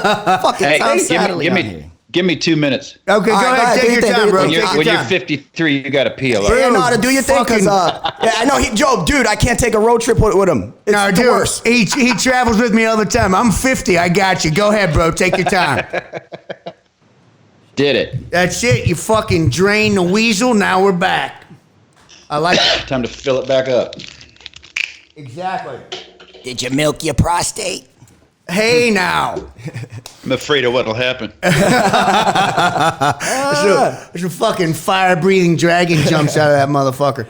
So we were talking. Okay, before you get to some deep, where the fucking your call sign Creeper come from? What, Creeper? Crawler. You could see. I know it's got to be some nasty shit. It's not cool. It's never cool. That was shorter for Nightcrawler. Nice. I think it was not Metallica. Who had Nightcrawler, man? My buddy listened to that shit in OTC. He's like, you're like the fucking Nightcrawler. So I was like, that's too long, so we'll take it down to Crawler. Oh, man. Nice. No, man, fuck that. That's like getting to pick your cool name. They call me Steel Dragon. Marines, man, we call each other by like fuck-ups and shit. Nutsack. Hey, nutsack. It just sounds cool when no one knows the fucking precursor to the name, you know what I mean? Or rectal gonorrhea goes to wreck. True story. Had this kid churning shit in Iraq. You know, you're churning shit. Everybody churns. You know, in the Marine Corps, you'll be staff NCO. Nah, you churning shit, motherfucker. And he's burning the shit, churning it. And he puts a bunch of diesel in the shit before he lights it. And lights the motherfucker explodes. And this motherfucker has second-degree poo burns on his face. Oh my God. Dude, after that day, his call sign was shit hot. Oh, it's so awesome.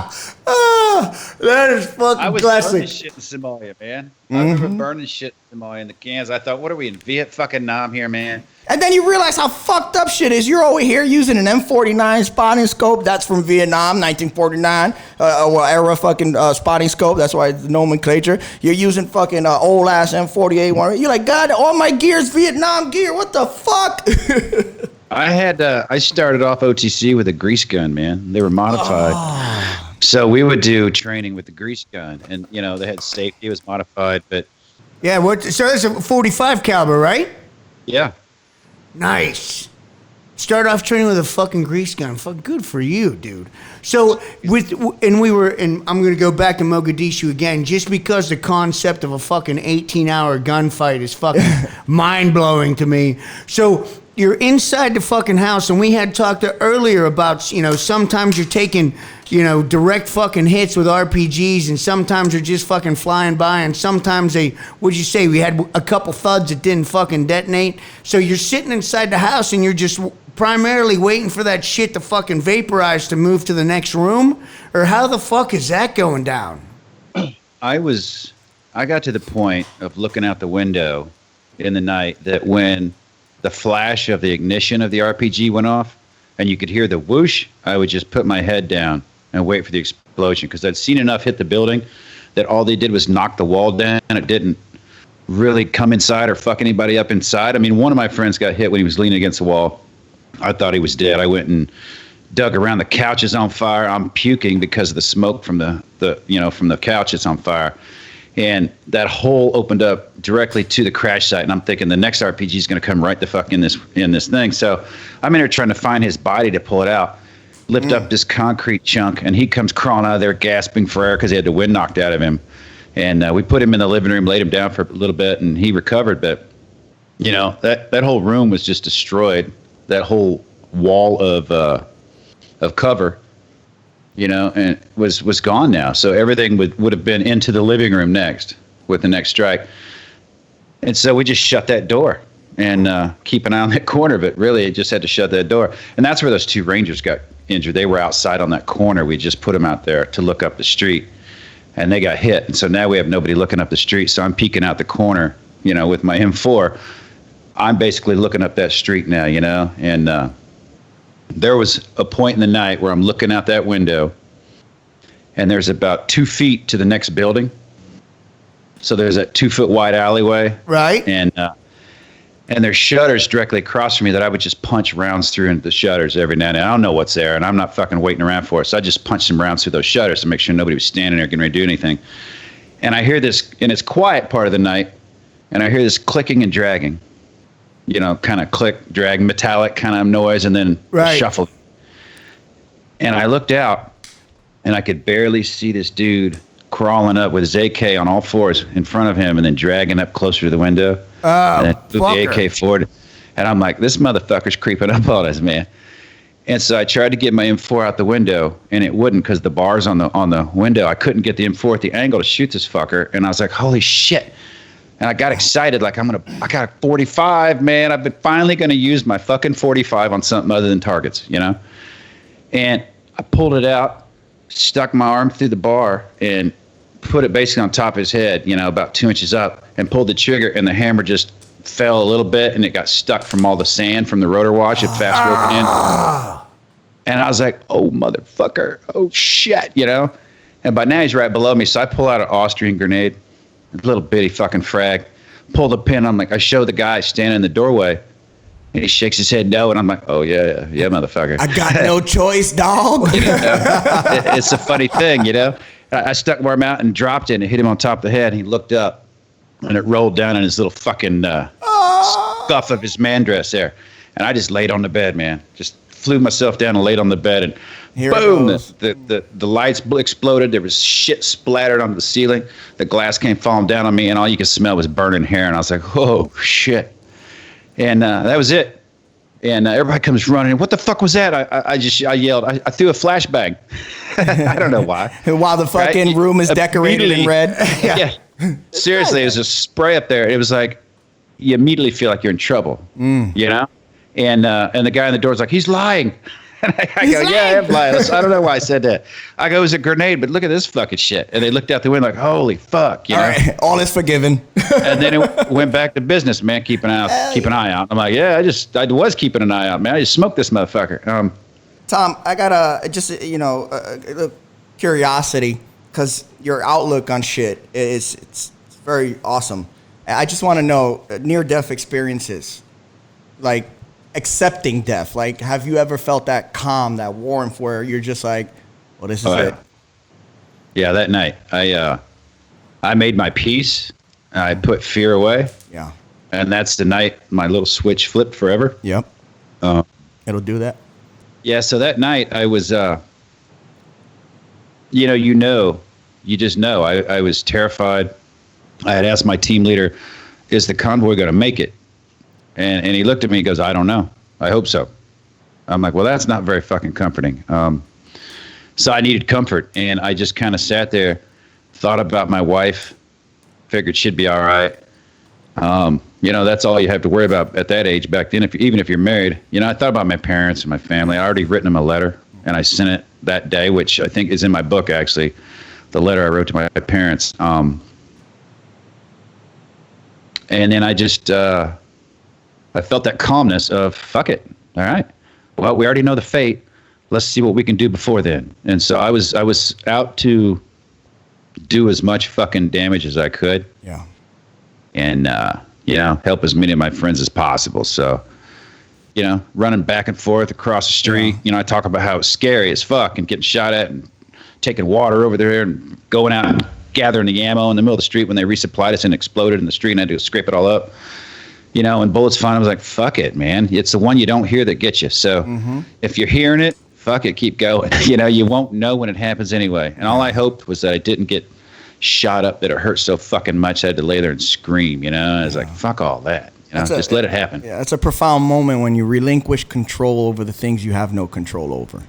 And you I felt good. You start to perform at a capacity of 100%. No fear, no hesitation, because you've already accepted the death. And that shit is profound because your life changes, it snaps, and you realize, damn, all this fucking time up to this point, I gave a fuck about the wrong shit. Yeah. Yeah. And nobody gets it unless it happens to them, because you never believe, you grow up as kids, you don't really believe your parents. You listen to coach, he knows, but your parents don't know. And then you want your kids to listen to you and you want to teach them all these lessons, but they're learning them from external sources, not at home. I mean, they don't remember what you tell them. They remember how you make them feel. So I kind of focus on that as much as I can now. They're not going to listen to me. So I show them and I try to make them feel good and strong and secure so they can make their own path. Cause independent. We're generational. I mean, you can show them some things, but they're going to learn their own shit like we did. So how was it a difficult thing to, and I'm assuming that you're here because you're just fucking, you're there. You're like Yoda, dude. How difficult was it for you to just finally accept their culture or that culture and say, this is just the way they do things, but the lessons could still be taught? Yeah, I did a lot of introspective thinking and looking back on what led me as a kid, what I paid attention to, and then as a young soldier, what drove me, and then as a leader, what drove me. And I kind of came to the conclusion that it was, we only know what we were taught. I try to show them not to fall on their sword for everything, because you may not know somebody. Is it doing it again? No. I am just Jason having a reaction. Yeah, no, I'm you're sorry, good. man. I just, when you say things, it just resonates, man. I'm like a tuning fork over here. It's fucking. Thank you, bro. Now you're saying what's happening, Tom, is you're saying this fucking profound shit, and we're both agreeing with you. And Jason's just like, "Oh man, it's fucking great." And you're thinking, "Was it the fucking microphone?" Yeah, He's like, "No, dude, it ain't, bro." Hey, listen, one of these days we're gonna get big time, and I'm gonna hire somebody to do all this shit. Yeah, all right? but I know, right? I got my microphone. I'm like, I never know how to work it, and I have. But you try, man. You try. You're not one of those guys that's just like fucking someone I know and shit over here. He's talking about me right now because like I have a problem. I'm like, Jason, fucking fix this shit, man. Steve he's still at the point where he thinks it's cool not to know technology and call it weird names. Like, what is this thingamajiggle googles? Dude, come on. You're a fucking Navy SEAL. You drove a fucking SDV, motherfucker, for 3,000 hours. Died. Yeah. Let go. You can learn to use Skype, motherfucker. Skype ain't that hard. I hear you, motherfucker. I hear you. No, we just did a video recently. I don't know if you guys seen it, but a bunch of we got Jack Osborne in it, Max cool. Martini, Tony La Russa, and a lot of vets, and they were just kind of sending a message out of hope, and here's how I got through my dark times, and blah blah blah, and we'll get to the other end. Motivating thing. Trying to figure out how to get that on Instagram. And my 13-year-old stepdaughter's at the table. She goes, put it on IGTV. And I go, what the hell was that shit? What the fuck?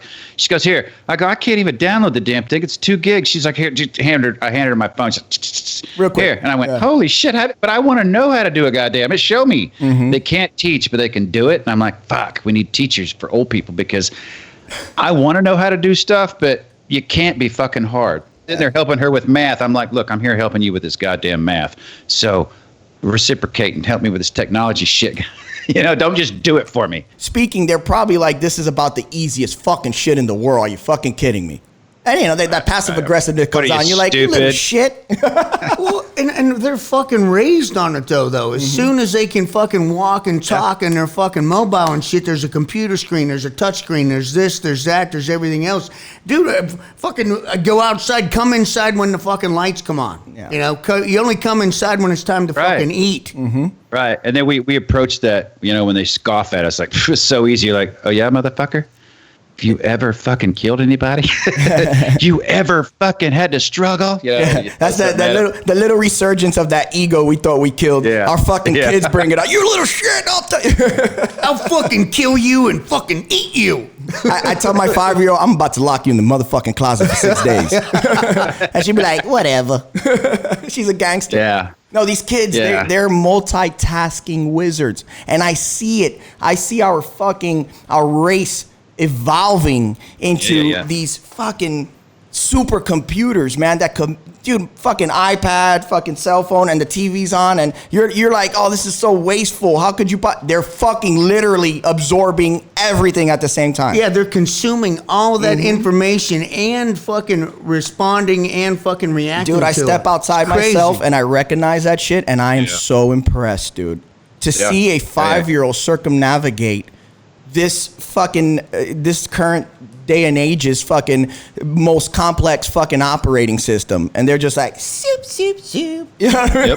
It's amazing. And that's you said it. That's change. That's evolution. It's change over time, and we're used to one thing, and those who don't embrace it and can't live with it, it's a culture crossover, man. Technology is growing so fucking fast that, I mean, leaps and bounds. Every time we invent something else, it speeds everything else up. And now talking about AI taking over and shit, I was like, now we better pay attention so we can shoot those fuckers when they take over. It's like, you can't shoot a robot. The motherfucker's gonna be made out of fucking homogeneous rolled steel and shit. Ding, ding, ding, ding. Now, man, you're gonna have to fucking EMP them motherfuckers or something, man. There's always a weakness to everything. Can I real quick, I am always interested in the after, and I just, what is your What's your chosen path now? Where you're heading to? And it's got to be philanthropy because you're with the foundation and all that. But what is your goal? What do you want, man?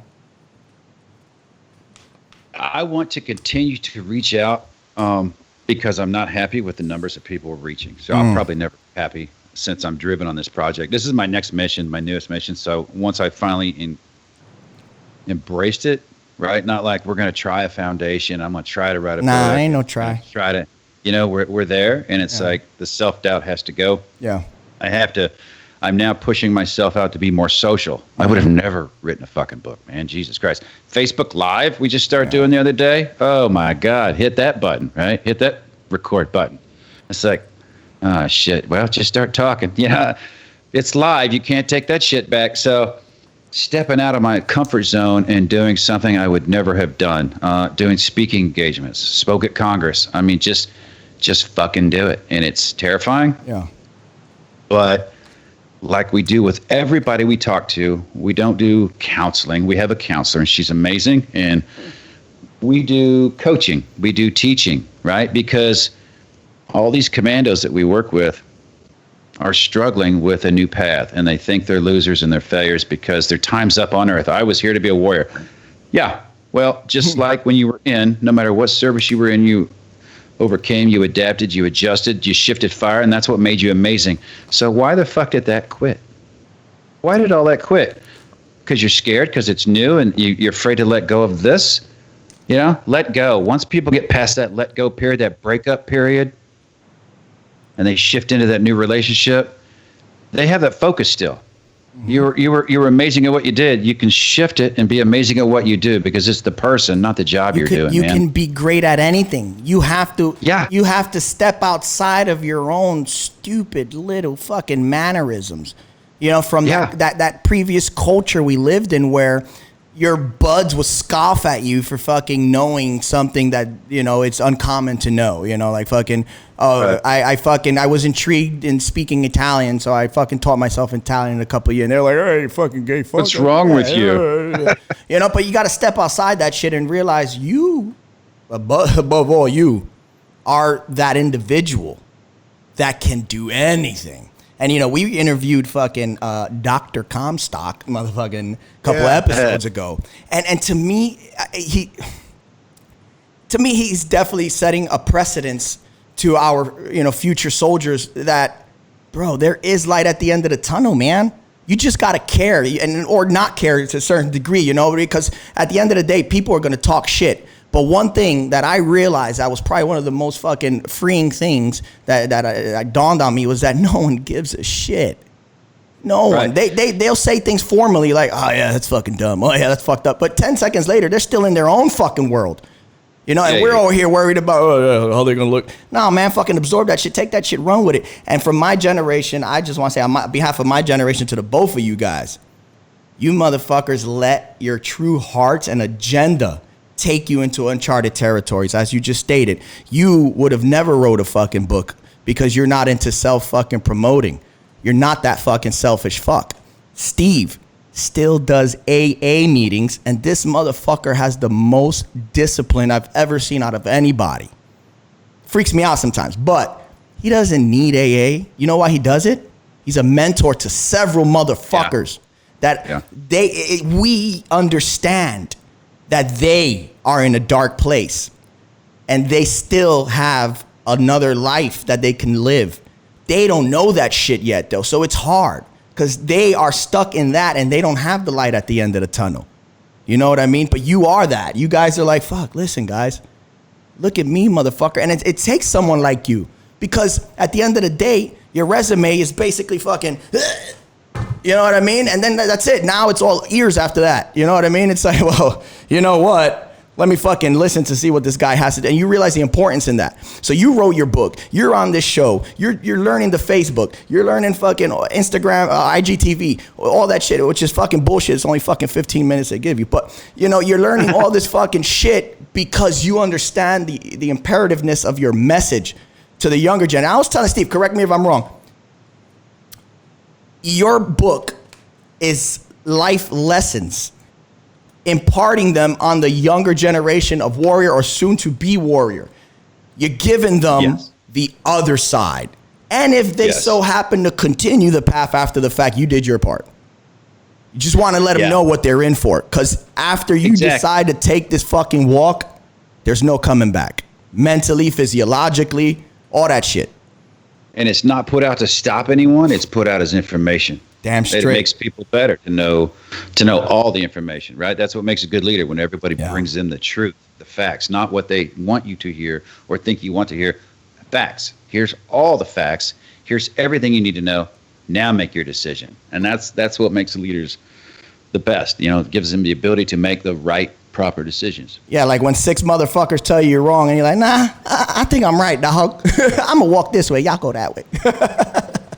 Yeah, you know, and I tell everybody that everybody's a leader. You choose to be a leader or not, right? You can be a leader to anybody you walk up to. You know, you can do an act of kindness. That's being leadership. That's a leadership. That's showing somebody how to do something and how to be.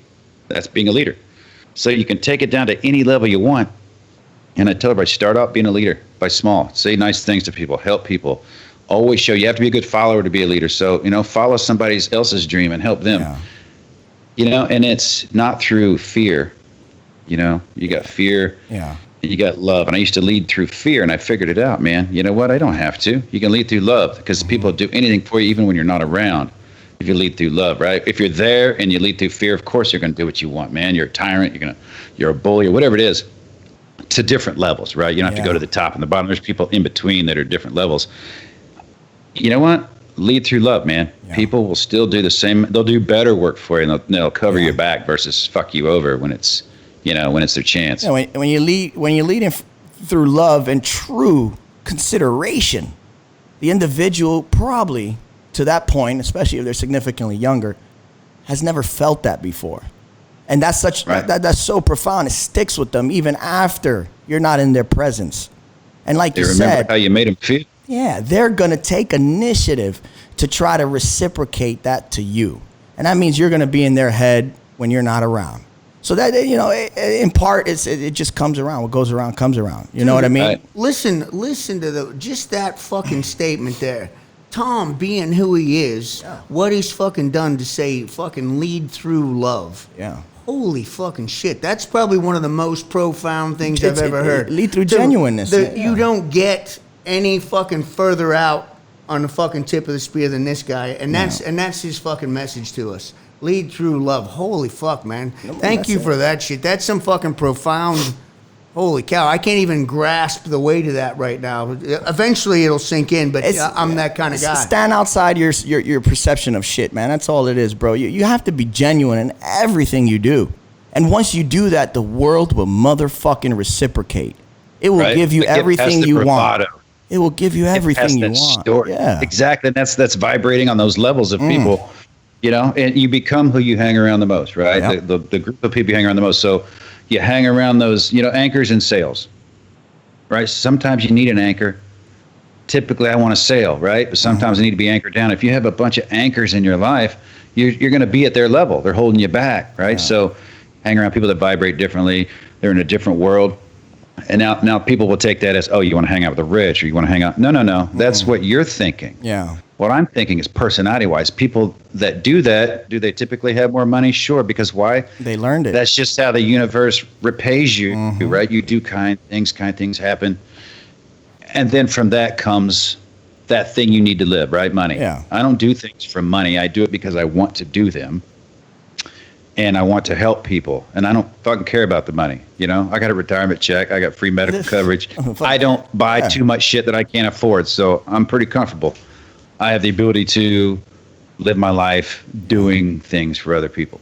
Exactly. And then, like I said, not to beat a dead horse, but when you do that, individuals will think of you in an opportune moment and say, I got a guy for that, and he's fucking awesome. And that's when your opportunity comes. Hey, Tom, listen, I got a gig over here. You're the fucking guy for the job.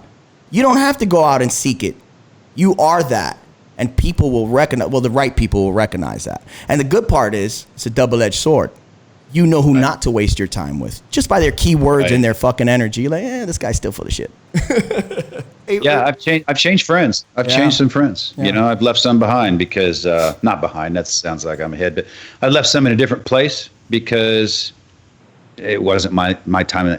I wasn't like that anymore. You're above them. I was. You're above them, not in a way of like better than them. You evolve. Yeah, but exactly. And you realize that this individual still doesn't understand the set of eyes I'm wearing right now. And you can't force them to see that. They have to come to that conclusion on their own.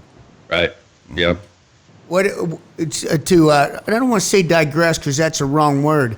Do you have any regrets? Whoa. Well, I thought you would get more specific with that. You cut that right off with regrets. That leaves me open to wow. Well, I hear you. And there's lots of little fucking shit that we wish we could have done differently, right? X, Y, and Z. If I'd have done this would have happened, or whatever the dominoes look like. But if there was one fucking thing that sticks out, is there one thing or not? You know, I play that game. If I regret and I didn't do this, then this wouldn't happen and I wouldn't be where I am. So I wouldn't change my life because I'm happy now kind of thing. But yeah, there are things in my life I wished I hadn't done or said to people. But nothing so massive that, you know, I just obsess about it and it affects me because I've made some decisions in my life and it got me here. You know, I could say I wish I hadn't cheated on my wife before, which means I wouldn't have been divorced, which means I wouldn't have blah, blah, blah, or maybe nothing so major that that I can't just, you know, get over. It was all just little life decisions that people make along the way that changed the direction of my life, but not in a drastic way. Like, I mean, I would go far as to venture off and say, even the fucking shitty shit you've done, it gave you that contrast. That's not who I want to be, because you see the impact of the hurt, and you just come to that fucking conclusion one day when you wake up. It's like, dude, I cannot hurt anyone else. I cannot. That's fucking stupid. It's up. You know, they say, you know, I could be miserable on my own. You know, and I believe in that. But you know, like your wife, I would say, like, you know, my lady, those are people that when you come to that fucking default, you know what I mean? That safety net of fuck it, I'm out of here. You know, I'm leaving this fucking bitch. You know what I mean? Yeah. They're the ones who stick around. I ain't gonna let you slide that fast. I know you're in a funk, and you know they'll brave through that shit, that storm. It takes a different kind of woman to be with a different kind of man. You know, but all your fucking life's lessons prior to that, all your indiscretions and all that shit, you weren't you now. You weren't you of back then. You're what we need now. You got a different purpose now. You're not in the fight no more. You're not in the fucking game. You're not in the race. You're not competing with. You needed to be that. You needed to. Right. Hands down. Yeah, that's what motherfucking required. Then. Yeah. That's what got me there. Right. So that would be a no then. No, seriously. I say personally, there's so much. But there's so much fucked up shit that I've done and said. But I can still sit here and say, I love and appreciate every motherfucking thing of my life. And to acknowledge that shit is to acknowledge my path that I've traveled led me here. And I just can't, man. I can't take that shit away because I love me now. I love my mind. I love my approach to things now. And you wouldn't have that had you not lived that fucking previous shitty fucking human, you know? Yeah. So that's your fucking position on it then too, Tom. Yeah, exactly. There's a bunch of what little I did shit. at the time, I needed to do at the time to survive or to get by or to, or to change and to learn that side of it, to know what I don't want versus you always want to know what's on the other side until you see it and then you do it. And now I'm no longer wonder. I know, so I don't need to hang out over there. And then it just dawns on you one day, like, I could fucking accomplish anything I want now, but at a cost. Everything, agenda and ego, at a cost, you will accomplish everything you want. But now it got to a point where you said, I motherfucking did everything I motherfucking want already. Now it's time for me to stop being goddamn selfish and show my energy circle, my fucking people, the people that truly reciprocate my love and good intentions. Now it's my turn to do for them. And let me tell you, they should be fucking happy. They got one of the most capable motherfuckers in this country doing for them. I'm gonna take a piss real quick, but every time we do something, it's like I'm just a big ball of self-doubt and not like fear of fucking up, right? It's literally what drives me and destroyed me, but now I use it, right? As how to do better, right? It's a fear of failure, but you know what?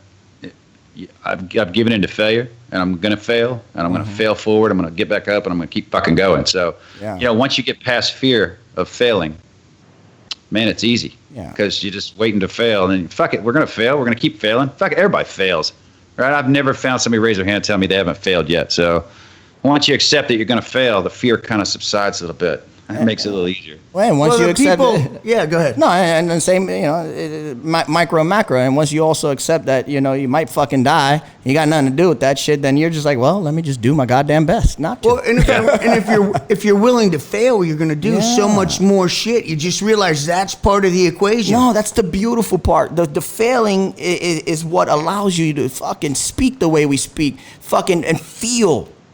I got something. As soon as you motherfucking said it to me, you know what I mean? I picked up on what you care about. I picked up on where you are. Because you were there, I'm telling you, that failure makes you that fucking wizard, dude. Yeah, had you had a silver spoon, I'm sorry. Go ahead. Had you had a silver spoon in your fucking mouth and everything was given to you, you had to work for nothing yet, bro, you had just you were like in suspended fucking animation mentally, bro. You have done nothing. You have learned nothing. I don't want to talk to you, bro. You're still trying to show me how shiny your red Ferrari is. Fuck that shit, dude. I'll shit on your Ferrari, man. That's nothing, bro. We're not even the same animal. Yeah. Hey, go ahead and piss. Skateboard. Go ahead and piss, man. I can see you jumping out of your chair. You know the deal. You know the deal. I see you moving. I can't wait till I'm 50. Dude. Hey, you see that? Isn't that like affirmation for you? Good, man. He pees just as much as you. No, dude, the thing is, rarely am I impressed by fucking anyone. But this fucking guy, Jesus Christ, the best of the fucking best, been there and fucking done that, saying shit like fucking lead with love, saying stuff, you know what, I wish I would have done some things fucking differently, but no, I don't have fucking regrets. And then to hear you talk about it, that helps a fucking idiot like me, believe it or not. But that's why you my dogs, man. Mm-hmm. You feel that shit. I'll be just trying to impart to you sometimes, like, yo, it went with the rushing, because that's just your operational Steve, and you're mitigating rapport, and you're doing everything you've always done. But what you need to understand is, I'm not gonna hold it against you. I'm not at that point in my life anymore. We are not at that point. We're at the point where if it was meant to happen, it'll happen. Let me do my best. You don't gotta rush every goddamn thing. Because we're not fucking stepping off and crossing that wire. You know what I mean? We're not crossing the LD, dude. Like we're literally smelling the flowers, dog. You know what I'm saying? That's where we are. And I need to fucking get that to you, bro, because that's a beautiful thing, B. And once you fucking adopt that shit, man, life is that much brighter and much beautiful. And you did your part, fool. You did your shit, don't Chill the shit out, motherfucker. Yeah, motherfucker, kick back and be vulnerable, fool. You know, that's beautiful. You know, just understand. It's all right to have that shampoo in your eye and feel weird, man. Just keep, finish shampooing your hair and throw some conditioner in after that. Don't worry about it. Just pull the shampoo bottle out of your ass, Steve. It'll be all right. And that's also kind of an inferiority complex where you're not acknowledging that there is a motherfucker just like young Steve and just like young Tom in those fucking shoes. And you can just say, yo, I could rest that night, bro. There's someone just like me there. And if he's just anything like me, I know this fucking country's safe and I know shit is gonna get done. It's my turn to enjoy and reap the benefits of this beautiful nation. You know what I mean? Absolutely. Which in parts of, like he said, leaving your gun at home once in a blue moon. I know a bunch of motherfuckers gonna go crazy when I say that. Hey, bro, I never leave my gun anyway. Sometimes Never. But sometimes it's you. It's definitely by choice, gentlemen, is what I'm trying to say. It is an exercise of vulnerability. People will argue with you. I'm not going to be vulnerable. I'm never vulnerable. You absolutely have to become vulnerable to be courageous. Because if you're not vulnerable, there's no courage needed. Mm-hmm. If you're safe all the time, you don't need courage. That's why they don't learn anything. So throw it the fuck out there. Be vulnerable, right? Every time you go out the gate, you're being vulnerable. Mm-hmm. Every time you go to do a hit, you're being vulnerable. Mm-hmm. And that's why you're courageous to do that shit. But you have to be vulnerable. And also, it's like, that's just where we are in our lives. You gotta realize, man, the whole world is shut down. We're in the I don't know where to fucking be. Only place I gotta be is where I'm at. You know, and however long it takes is how long it fucking takes. It's like that decision to fucking cancel that appointment. To me, I'm an energy-driven individual. I just love that shit, man. I'm never gonna get this opportunity again. And not that you're not a cool dude or I'm not a cool dude. And I don't fucking know. Maybe I will never speak to you again. I hope not. I hope not. No, I'm saying, but that's the way I see things. So because I acknowledge that I was one of the motherfuckers that always said, I'll talk to them tomorrow. I'll fucking show her I love her tomorrow. I'll show my kids that, I really care about them tomorrow. Let me just get this done. Nah, fuck that. I just, you know what? This is more important. Because you never get those moments back, man. When you realize you never get those moments back, you live those moments, man. You say, fuck it, man. All that other shit is fucking menial. Yeah, this is If people would just listen to that and make the best of their moments, because they don't know when those moments will be back or if they'll ever get them again, Yeah. So why not take them? Yeah, man. Hey, listen, this is one of the fucking most profound, fucking amazing moments in our life. And it's sad to say in such a dark time, for so many people, I kind of am having a good time. Because for once, the entire world is allowed to just shut the fuck up, stop, and fucking listen. You're in this fucking house with these people, your tribe, your so-called, all that shit. Motherfucker, now start getting to know them. Start fucking doing the breakfast and the pancakes in the morning, play with the Legos, whatever the fuck it is, man. Do the shit that was part of our video. Yeah. What are you going to be like on the other side of this? Are you going to have watched a lot of fucking TV and you're miserable and now you got to just go back to work? Or did you do something to better yourself or help someone else, right? Do something. Don't just sit out for the 2 months and bitch and watch the news the whole time going, oh, God damn, what now? Fucking do something. It's your fucking fault if you don't. Fool, learn how to make meatloaf, man. Fucking get up in that kitchen with your wife, smack her ass while she's fucking, kneading dough and shit. Fool, this is fire, man. This is beautiful, man. Live in the moment. And I'm sorry, Tom, because I don't know if I might be mistaken, but Steve debriefs me. Thank God he's so fucking thorough with his fucking interviews and stuff. I want to say condolences, my brother, to your loss. Oh, thank you. Thank you. And I kind of wanted to start the episode with that, but like I said, I feel energies and I just go with that. But I wanted you to understand how important that is for me to say, because I didn't want to downplay it, because we sometimes we get, but you understand, we get dark with the humor and all that shit, and it draws no comparison to what you went through. And man, what I'm speaking about is you losing your mother recently. Yeah. I'm sorry. Yeah, man. I appreciate that. That was, you learn so much more after the fact, always. And I've learned more about my mom after her death than I knew about And it makes me sad that me and my son, he's 21, he's living with his mom now in North Carolina, and I haven't seen him in 2 years. I lost that relationship, right? He doesn't know me. That Cats in the Cradle song, right? Fuck, it just keeps playing over and over. So now my mission is to tell people, get down on the fucking floor and play with your kids, man. Goddamn. They don't need to understand you. You don't need to understand them. Just have fun with them. You're not gonna connect on a level other than fun because you're a generation apart. They're different. We're different, and it's harder for veterans that have PTS or have gone through that thing to get down on the floor. So I did like a blog the other day.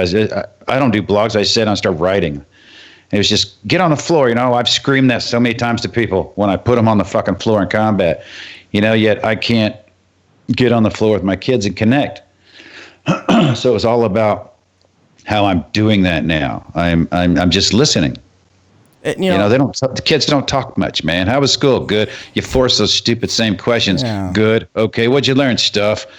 Those aren't conversation starters. Those are just the shit you do to act like you're connecting. But you know what? He's doing music. He's mixing shit. He wants this stuff. So I buy him this stuff and I make him, do it. I bought him a brass cleaner so he could go to the range and pick up brass and resell the brass and shit. Those hobbies go away, but they started them. They tried them. He went to a certain level and then he just didn't go sell the stuff. But we went through that together.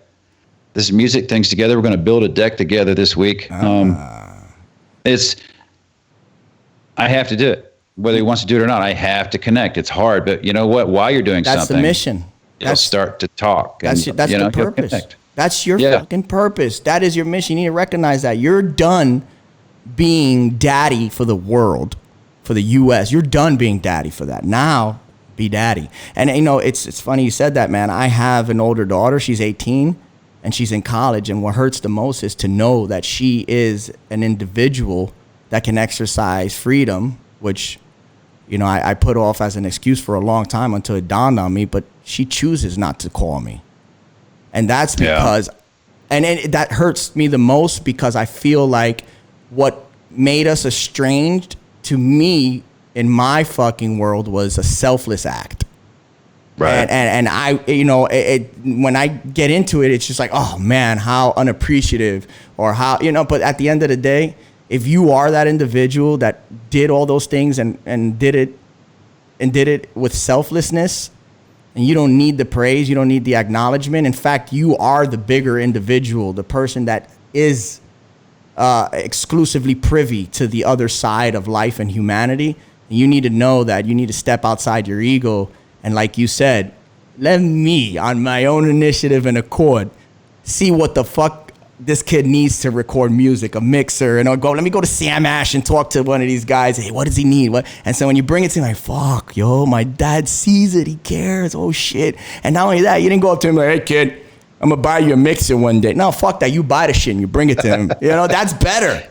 Yeah, dude. Yeah. That's the shit, man. That is the mission, dude. The mission is to create those memories, dude. What was your hardest mission? If you have one. My hardest mission? Right. If one sticks out in your fucking head, it was the hardest. Just to give you an example, Dr. Comstock at what, 48?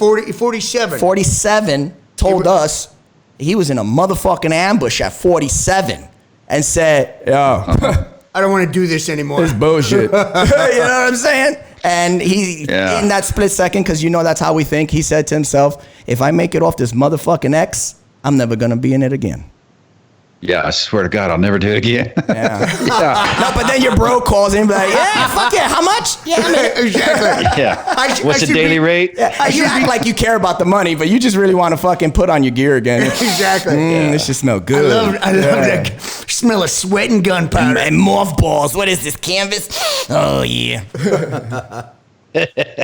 He's a character for sure. I've known him for a long time. And then we've been separated for a long time, with his, I don't even know where he's at right now. I think you told me, but he's in Bali in Florida. That's where he's at. I don't know which one, but one of them. I'm pretty sure he was wearing sandals and holding a ukulele during our fucking interview. Something like that. All fucking jacked up with flower shorts on and shit. Oh, yeah. Hey, that's where I want to be when Jesus comes. I was like, fuck yeah. That's it. If you had to pick one. I thought about that toughest mission. You know what? And it's not as exciting, but right now is my toughest fucking mission. Nice. Is to get these guys to fucking calm down or to have fun. And you know what? And I say a lot of things. You can never say one thing. You have to say a lot of things, because in my mind, immediately I have the naysayers giving me excuses. So I'm going and saying, I want these people to calm down. And now in my mind, I hear, I don't need to fucking calm down. So, or to relax. I don't need to fucking relax or have fun. I am having fun, motherfucker. You know, so I'm answering my goddamn statements always in my head, and I hate it. But I want them to try something else. Yeah.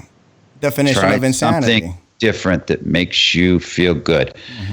That takes away your excuses too. I am having fun. I do like to shoot guns all the time. I do like to raise my kids like commandos. I do like to, it's like, well, you're staying in your bubble. Step outside your fucking comfort zone and do something else. I've seen a lot of my friends have done it. Photography, music, writing, speaking, sharing, gardening, creating beauty, creating instead of destroying. Yeah. Do something else, and then they have the excuse, well, I can't afford it. I have to stay overseas, but I miss my wife but I can't. Okay, stop buying so much shit. Okay. Yeah. If you're making a lot of money overseas, stop fucking spending it. Bro, let me tell you. Then you can come home. So have a fucking plan. So it's never the problem. It's always all the ways we fucking ignore it and try to cover it up with money or jobs but we're spending the money having fun. Yet what is your fucking plan to get out of this, man? Have a goddamn plan to get out to where you don't have to. You're going to get old. If you think it's physics and your ability to keep going, you're going to get old. That'll be taken away. Your mind will go. One day you're going to grow up and away from this, because you kind of remain the age that the trauma occurred for a while in your life. So you're really immature. And you need to understand that's why you're not connecting with your spouse, because she grew up unless she had trauma like mine did at a young age. So, they're grown up ahead of you. So when they're putting you down, in our minds, they're putting us down and trying to wrangle us in and tell us what to do. They're trying to fucking help you, right? That's your battle, buddy. They're trying to help you accept that shit. That's your new sensei if you want, but accept that shit. Everyone is capable of being a master at something, and for you to fucking stand outside of your own egocentric fucking self and say a fucking museum curator of fucking 20 plus years with fucking several masters and PhD in fine arts and fucking restoration, and I want to sit down and talk to this motherfucker for hours. Why? Because he's a master, and there's so many lessons to be imparted from a master to a student. And to understand that you're a student of everything because you're one of those people that's just capable of, taking on a ton of shit. When you realize that each and every individual, no matter what fucking path they chose, still has the same fucking value in this world, in this society, you also see that you're not necessarily better than everyone. No, hell no. You just chose a different path. And to understand, I tell everybody, it was my job. And they're like, oh, you always say it was just your job. It was just a fucking job, man. Yeah, bro. I was lucky enough to be trained to be around guys who had the same fucking job. The world doesn't evolve around the unit and we're the baddest and you need us. No, I needed about 6 support personnel to every individual operator of that unit to make it work, right? Yeah. So how the fuck do you think you got your job done by being such a badass? Well, you had 6 people per person helping. Yeah. Right? So there's more support people than there are operators, if you will. So there's more of other needed people out there than yourself. So let it the fuck go. Imperative. Like, give them their just due. Let them feel good. Let them know that they probably, in one hand, want to be you, but just couldn't find the internal fortitude to take that path. Or, on the whole other side of the spectrum, they actually dig what the fuck they're doing. They wanted to do what they did, and they're doing it, and they're happy. Don't be a dick. Be that dude they look up to. You are that guy, and like, I helped this fucking man, dude. Yeah. Be that guy to look down and say, bro, I need you, dude. You know what I mean? Yeah. Yeah. That goes back to leading by love. Yeah. Yeah, for sure. Getting to know who they are, because they're people. Yeah, bro. Doing the job they want to do. You'll have the same people that have a high regard of themselves sit there and say, these fucking actors getting on a stage and talking shit. And okay, So they're also doing the same thing. They're grandstanding and you don't like it, but you're grandstanding saying that they suck. Oh, so you're better. So you are that person that you deny that you are. You know, come on.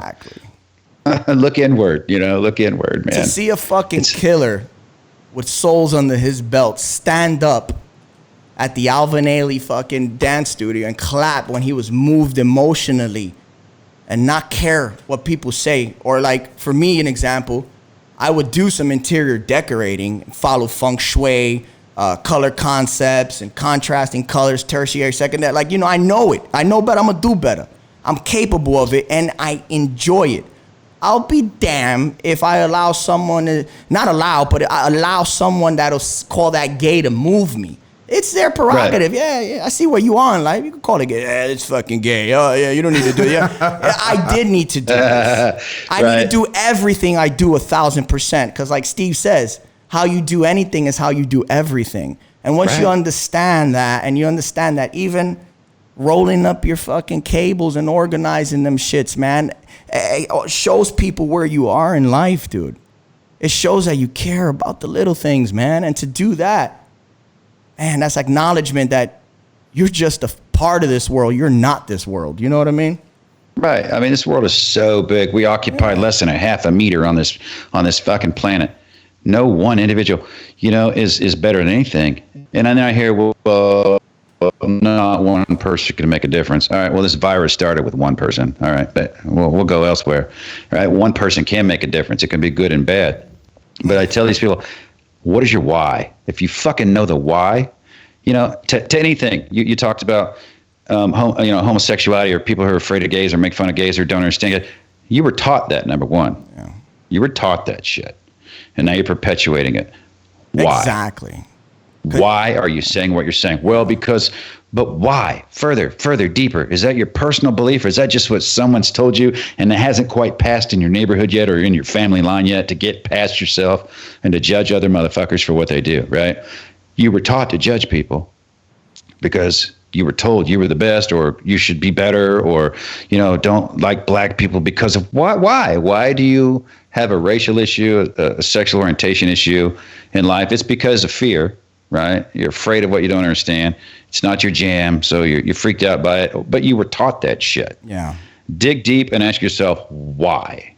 Yeah. Why do you have the feelings you have? And it was just through being taught that maybe you need to get your ass out there and explore little different things so you have more shit to make your final judgment of what you really believe in. Yeah. Right? And Steve says it too, in part. Sometimes it's their self-loathing, their envy of your freedom. They wanna be what you are, free of fucking any type of ostracization. I don't give a fuck what you say. Listen, what you eat don't make me shit. The same in hand. Like if this in this individual, I love that. If this individual is a homosexual, was because I believe sometimes people they're born that way. What the fuck? Just like we're born to be hyper aggressive, we're born to be defenders of the fucking weak and the vulnerable. We're born into that shit. That shit is in our soul. So we follow this path of travel, law enforcement, military, because it's calling us and we dig the shit. Just like that individual, that little young man that fucking at 5 found, I love combing Barbie's hair. You know what I'm saying, dude? That's his shit. The dancer, the artist. But to talk shit about an individual because of their fucking personal life choices is so ignorant, because that's you saying, no gay man has made an impact on this world. No gay woman has made an impact on the. Fuck you. Who the fuck are you, dude? J. Edgar Hoover, man. That guy. Hell yeah. That's some crazy shit. The more and more it's less socially accepted to come out and say it, and we're there. I think we're getting there. But there's still people with fear, right? Coming up in families. My son told me he's gay. I don't know if he's confused or he is. I mean, I don't care. The first time he told me, I go, so fucking what? Yeah. What, are you looking for something? Who cares? You still go to medical school, you're going to have a tough time. You're going to have a rough time with some people. We live in North Carolina. He ended up joining the military. Yeah. I go, you might have a tough time. I haven't heard that he had a tough time. Then again, we don't talk that much. I bet you he saves a lot of money because he ain't going to have no kids and no fucking ex-wives and child support shit. Hey, look, you're doing good, dog. All right? Exactly. You know how rich nowadays, 2 gay dudes are? They're fucking loaded. They split the check and even every traditional time. kids aren't doing. They're not marrying as much. I mean, it's just kids are different. They're like, why do I get married? That's a legal institution. Why do I need to? I don't need that in a relationship. So it's like, hey, listen, and it makes sense, right? It kind of makes sense from their point of view. Hey, look here, man. Most of fucking relationships that I encounter fucking usually go to shit because everyone is living other people's expectations. They're not waiting until they're moved emotionally. And the beautiful part about this generation is through social media, through the internet, to where it ties the entire world together. People have found somehow a way to capitalize their persona, their personality, you understand? And they can fucking make a living being them. And so this generation has fucking launched past us through leaps and bounds, man. They have literally looked up to us and said, you motherfuckers are stupid for ostracizing these individuals. And they embrace and they fight against that. And now it's a fucking culture to where no matter what you say to them, they give two shits. They're going to do what they want. Yeah. And once you understand that, then you can start kind of guiding them. They're going to do what they want, and they don't want to be judged. It's going to be like fucking two polarizing fucking opposite polarization magnets, bro. You want to click with them, and you being the leaders that you are, you know that not every person could be led the same. Fucking stand outside yourself and say, let me get to this individual. You can't control humanity. You can't control people growing up. So you bang your head against the wall fucking trying. So, and I did for a while. And it's like, look, these kids are going to grow up in a safe environment. If they want to fail, they can fail within a safe environment. So it's not the first time when they get out there. I didn't die when I left home. Hell, I went off to fucking the Army. We turned out okay. We had steep stairs into our basements and we didn't wear helmets and shit. Okay, they'll fucking make it. All right. And they're going to make it the way they do. And their punishment will be raising their own goddamn kids, going through the same hell you're going through, trying to fucking fit them into your little shape of what you think they need to be. They're going to become who they are. Yeah. And you can shape it, but you can't form it. But even then, and don't fucking kick yourself in your ass when shit don't go your way. There's certain individuals, stoic individuals that are in this fucking, this path of this cloth that they feel as if it's their duty because they know better to make sure the message is received, and it's almost to a point where it's badgering, you know what I mean? You gotta just stand outside yourself, man, and recognize that everyone. I tell people like this, like, ready? If you're having a hard time fucking finding friends, it's because maybe you fucking open your mouth when you don't goddamn have to. Like, ask yourself. If I don't say this, would this motherfucker eventually do it? And if the answer is yes, shut the fuck up. Like you said, don't die on every motherfucking hill. And that'll, because you're giving the person the courtesy to show you that they know what's up. You know what I mean? And you just gotta allow people to fucking impress you. Allow people to wow you, And know that you come in with some prejudgment. We all come in with prejudgment, right? I mean, we all fucking do. Don't lie to yourself. Mm-hmm. You've been taught it. Yeah. Sadly, we've been taught it. Hopefully we taught less. They'll teach less. This whole world's going to change in another 50 to 100 years, man. It's just everybody will be different, thinking different ways. And you'll have those old crusty fuckers bitching about, you can't do it this way. You're going to ruin the planet. And then kids come up and they tell their kids, you're going to ruin the fucking planet. Yeah, I know. Yeah. Whatever, just dog. Relax, man. Enjoy the ride. It was time for the planet to go then, dog. You know what I'm saying? Yeah. Exactly. Hey, we're wrapping this up, Tom. What can we do to help you, bro? Hell yeah. God, awareness, man. Awareness is key. Awareness for money and awareness for help, because people that don't know about us, obviously we can't help.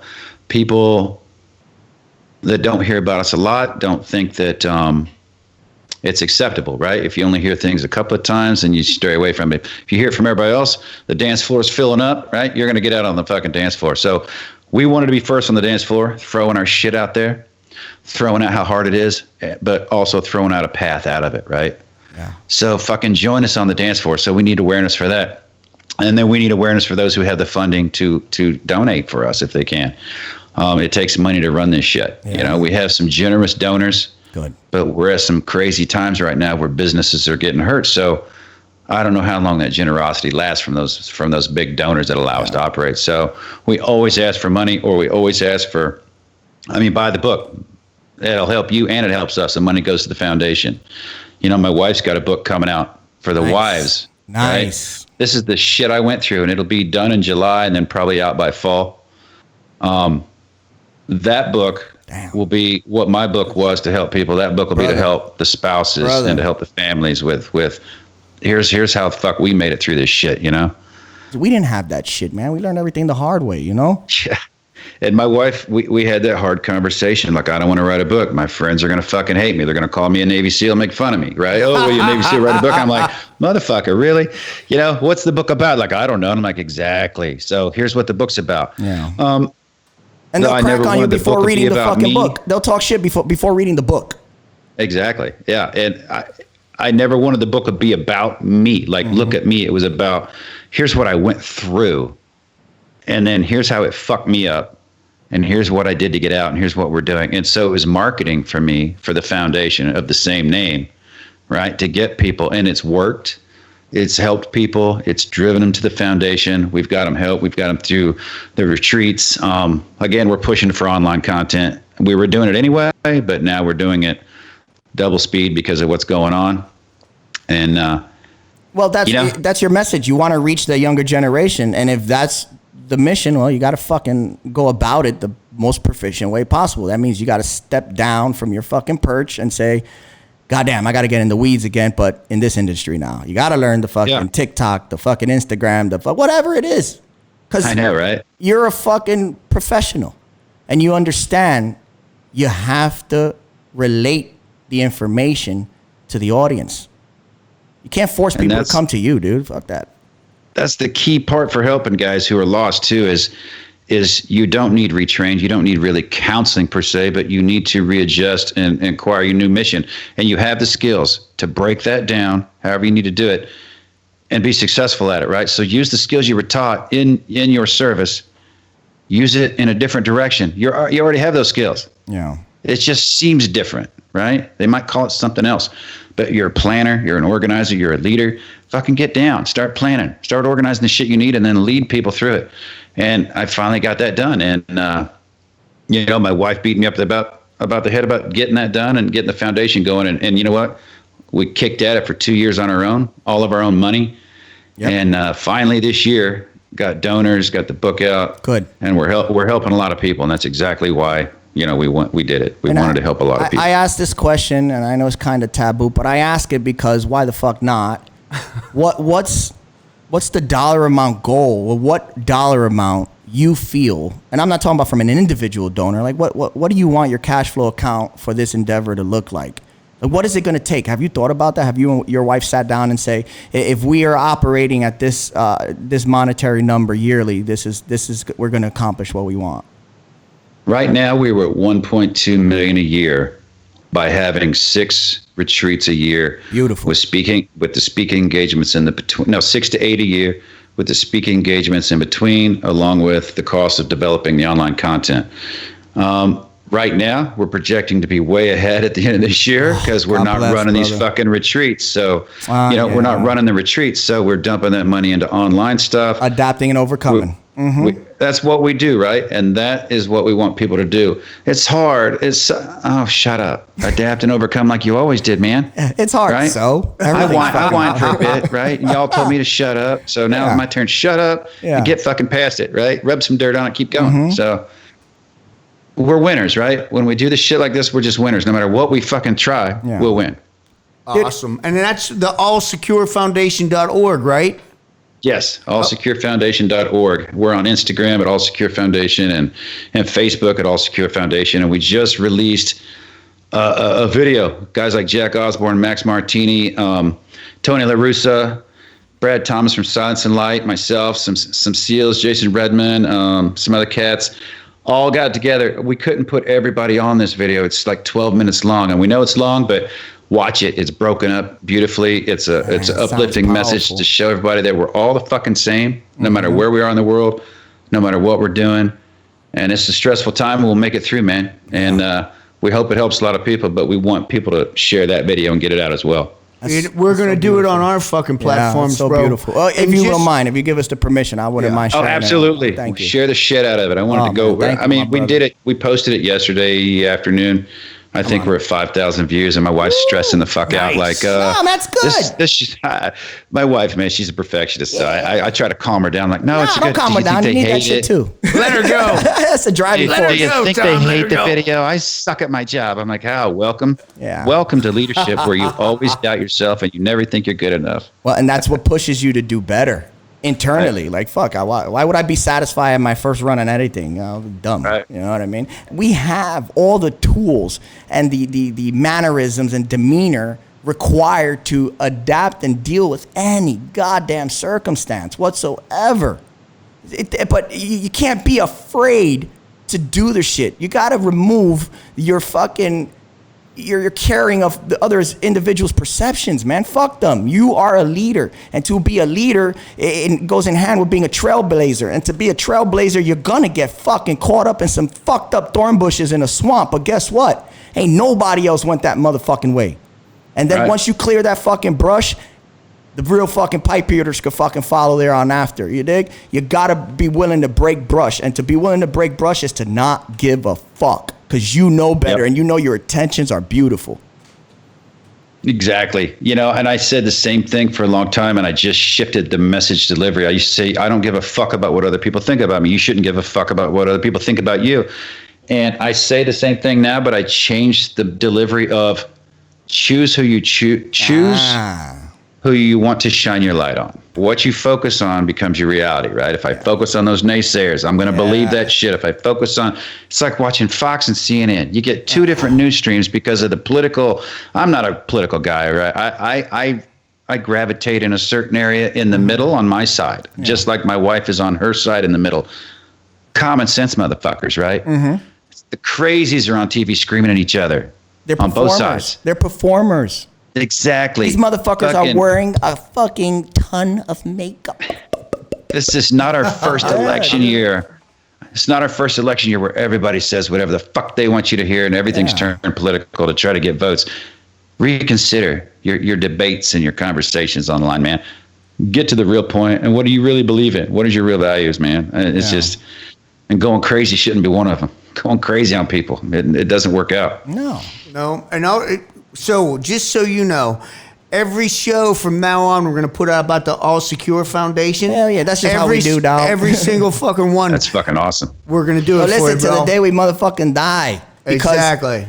We don't need no money. We don't need nothing. You know what? That's why we cooperate with no sponsors. Because we're not doing this shit for money or fame. Man, we love this motherfucking shit, dog. You know That's what I'm awesome, man. It's beautiful. And we don't let people dictate to us what we want. We're not there in our lives. We're in the point of our lives where we're secure.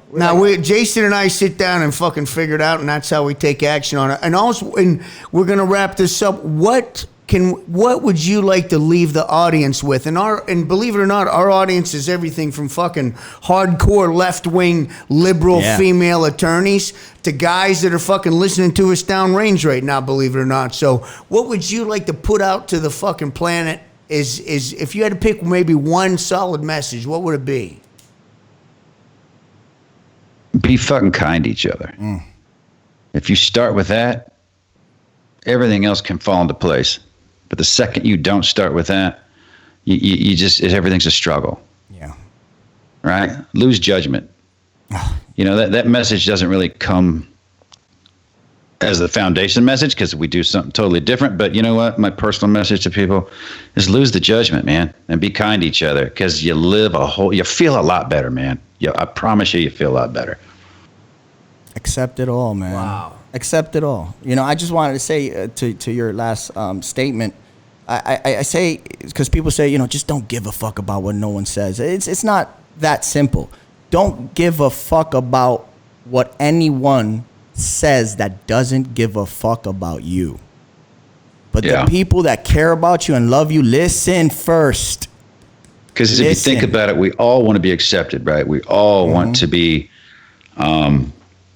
liked. So when someone doesn't give a fuck about us, it almost drives us crazy, and we're starting to focus on that. Like, I want to make you like me. You know, I had one book review that was a goddamn 4.5, and the rest were all 5s. And they start out that book review with, I'm only halfway done. My mentality was, I want all 5s, motherfucker. Finish the book first. And they never went back and changed it. And I was like, why am I focusing on the 4.5 instead of the 505s or what? You know what I mean? Why are you focusing on the number? It's not the message. The message was put out there. You did what you did, and you did your best. Well, Tom, I got to tell you, bro, and I said this a couple times during the podcast. I am unimpressed by a fucking lot of shit, dude. But I got to tell you, I'm fucking nerding out that you took the time to fucking sit down and have a interview with us and talk to us and all that shit. And I always say Delta are just like SEALs, except better and professional. the unit. I was in the unit. I just want to say to you, man, thank you, because I'm younger than you guys, and I truly feel blessed to have men of your caliber to look up to, and I just thank you, man, because this just similar to this time in a personal way for me. Hearing your words is like reaffirmation that I'm good. I'm headed in the right way.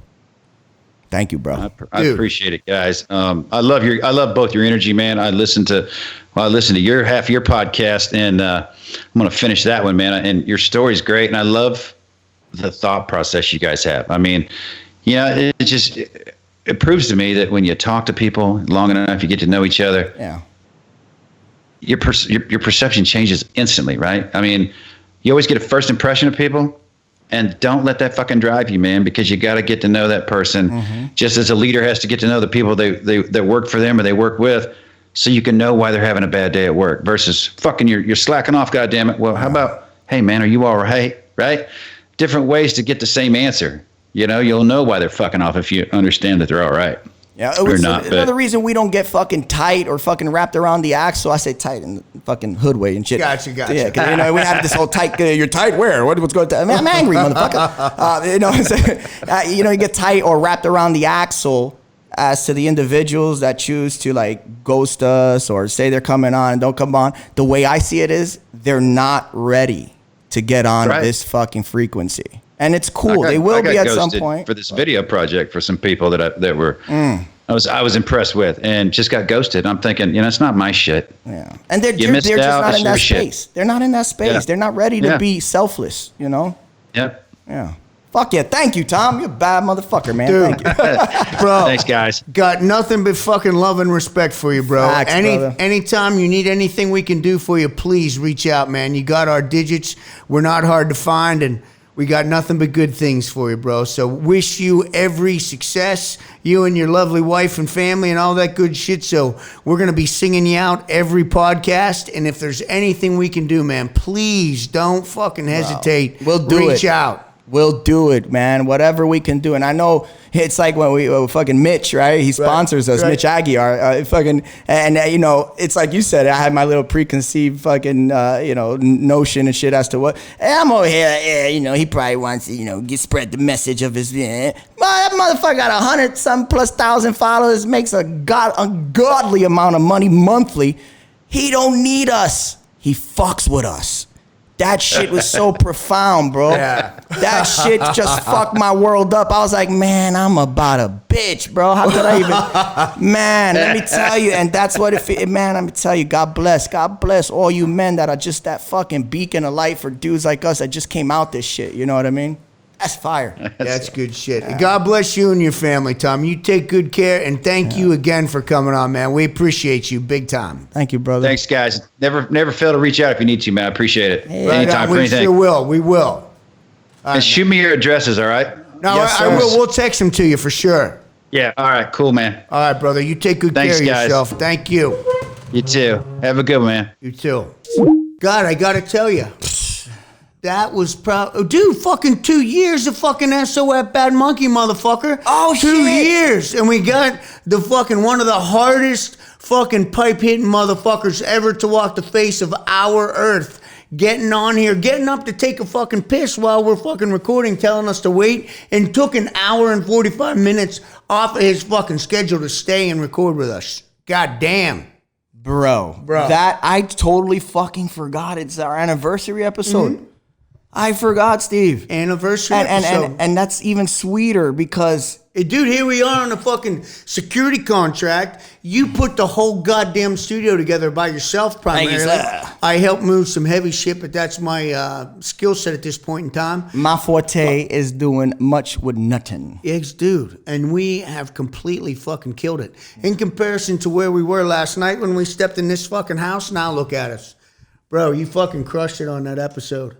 That was great, bro. Dude, I'm like on a fucking natural high right now. Like, course. it's just, I told you, it's just a time of affirmation for me internally. And it's like to see what I could equivocate to the Jay-Z of the fucking game. Dude, forget about it. Basically resonating my exact fucking sentiments, man. Where are you at? Yeah, and it's just, thank you, bro. Thank you for letting me know I am on course. You're doing the fucking right thing the right way, brother. It felt great, man. And then just his message in general, I think it's just so imperative. Bro, lead with love. That's so profound, bro, thinking about That motherfucker had 10,000 people underneath him when he was in Iraq. 10,000.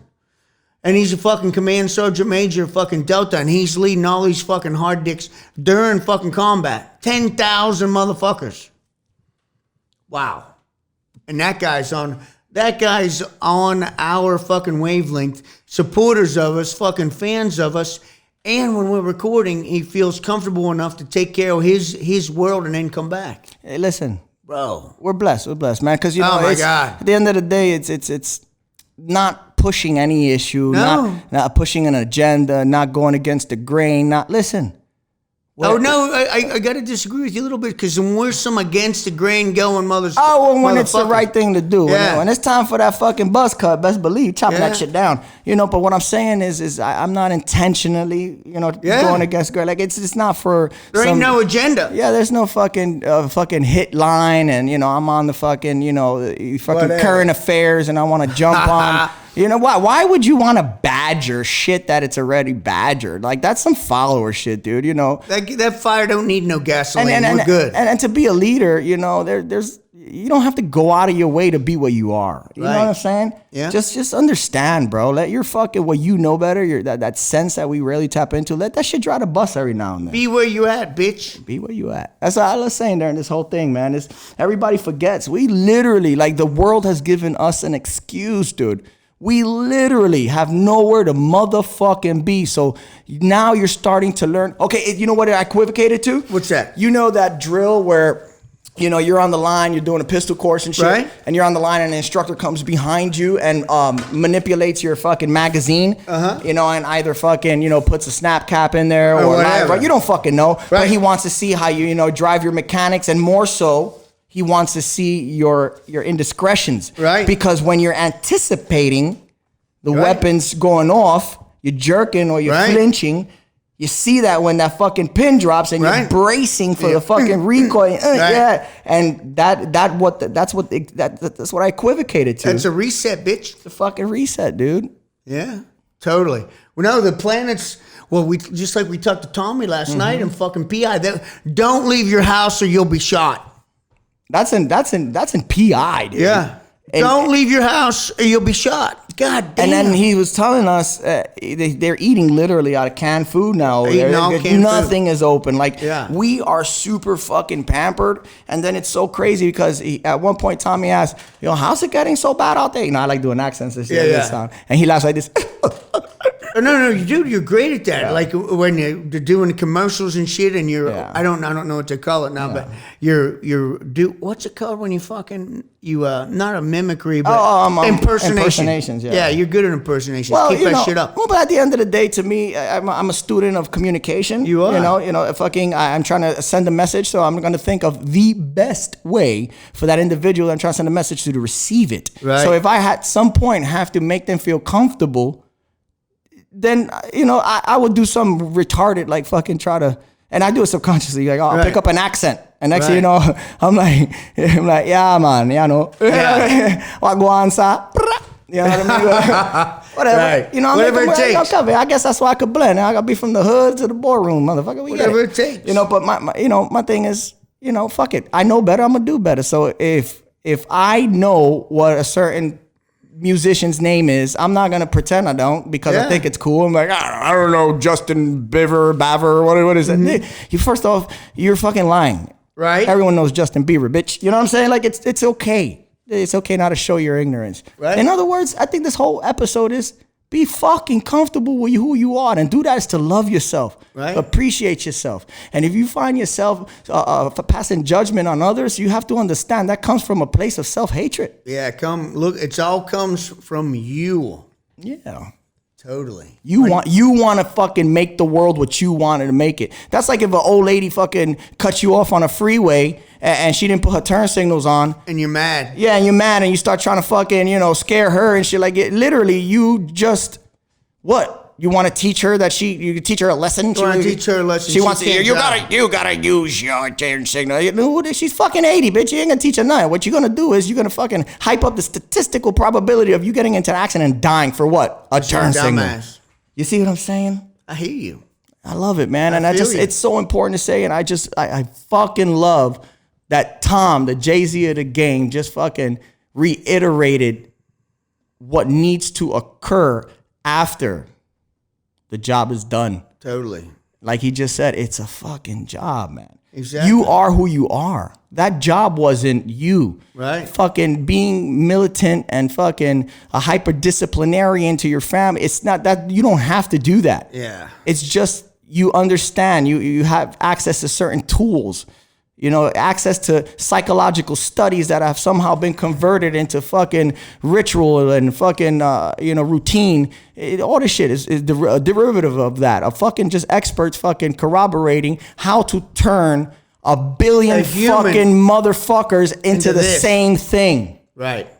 You know what I mean? Yep. That's what that is. That's what you fail to realize. You're a cog in a much, much bigger machine. Exactly. And it's just to reiterate, when you get out, bro. You got to figure out who you are, man. No, just fucking look at your surroundings. That's where you are. You are where you are. You are where the fuck you are. And you got to succeed there. And you're not better than any motherfucker. Nope. And to even be in that frame of self-awareness to say, oh, I'm better than this person, and or he's not better than me, or he's not. That's not where you need to be, period. You shouldn't be thinking that whatsoever. You should, what I'm saying is these are just self-awareness tips. If you find yourself hating on someone, if you find yourself judging people, if you find, motherfucker, you are not healthy, dog. No, and what we talked about this last night, Ayn Rand, the woman who wrote Atlas Shrugged, incredibly famous author. She says, we don't see the world as it is, or we don't see things as they are, we see things as we are. Exactly the fucking same. Exactly. So with that being said, bro, what a fucking... What was the organization again? It's I forgot. Oh, get it. Allsecurefoundation.org. Goddamn, thanks. I'm looking at the rib of the book. Spine of the book. No, I had a fucking brain cramp there. I was like, you said organization. I'm like, what? It's like fucking Tom's organization. No, allsecurefoundation.org. Find them on Instagram. Find them on Facebook. Find them and support them. Nothing but great shit to say about those guys. And also, fucking at Mitch Aguiar, at massive_industries. Big ups. Those fucking guys, nothing. At Remy Adeleki, cityhope.org. Yeah. These are the men I look up to in this community, bro. Guys that are fucking doing what they're doing. Yo, they don't talk about bang, bang, boogie, man. Fuck that shit. They talk about what they're doing. Because, listen... I get it. There's people. It's entertainment. People dig the bang bang boogie and all that shit, but that shit cheapens. Motherfucker, listen. The bang bang boogie, I like that. You better than that, man. You're bigger than that. And if that's the means to which you get to that conclusion, that's a commonality, right? And I know it's SOF, Bad Monkey, Special Operations Forces. I get it. But you gotta fucking evolve, man. Your cause, man. Make sure you have a cause other than yourself, homie. It's like we talk about always. It's not what have you done. What are you doing? Yeah. What are you doing? And as always, if you fucking need help, don't hesitate to reach out to us. Always available. Reach out to us on our fucking personal platforms. Reach out to us on the fucking podcast. Just reach out, man. Don't, man or woman, it don't matter. Don't fucking kill yourself. Don't do something stupid. Don't fucking Don't take the next drink. You're not going to fucking drink yourself to death. Give us a fucking call, man. We care. We've been there. We've done that. Can I just say one thing? Please say as many as you need. I want individuals listening to this real quick just to ponder to themselves, what the fuck does alcohol do for you, fam? It's a poison. That's why your body reacts like Yo, that. what the fuck? That is about the most fucking atrocious shit on this planet. And listen, I'm not coming from a point of fucking judgment like I ain't a hater. like a Jehovah's Witness or some shit. You know, I'm not judging Jehovah's Witness. Yeah, I am. A little bit. Yeah, a little bit. And Pentecostals too. Why y'all wear the long denim skirts? Anyway, That's weird. Yeah, it's weird. It's like cold. And then the Pope with that giant fucking hat. Yeah, what What's the that all fuck is about? that shit? And no, That's some alien shit. Dude, it is some alien shit for sure. And it's the biggest, richest organization that does nothing but protect fucking pedophiles. Why are we not killing all those motherfuckers? Why? I like the way you said pedophiles. Pedophiles. They're pedophiles. They love should it. be dead. All of them.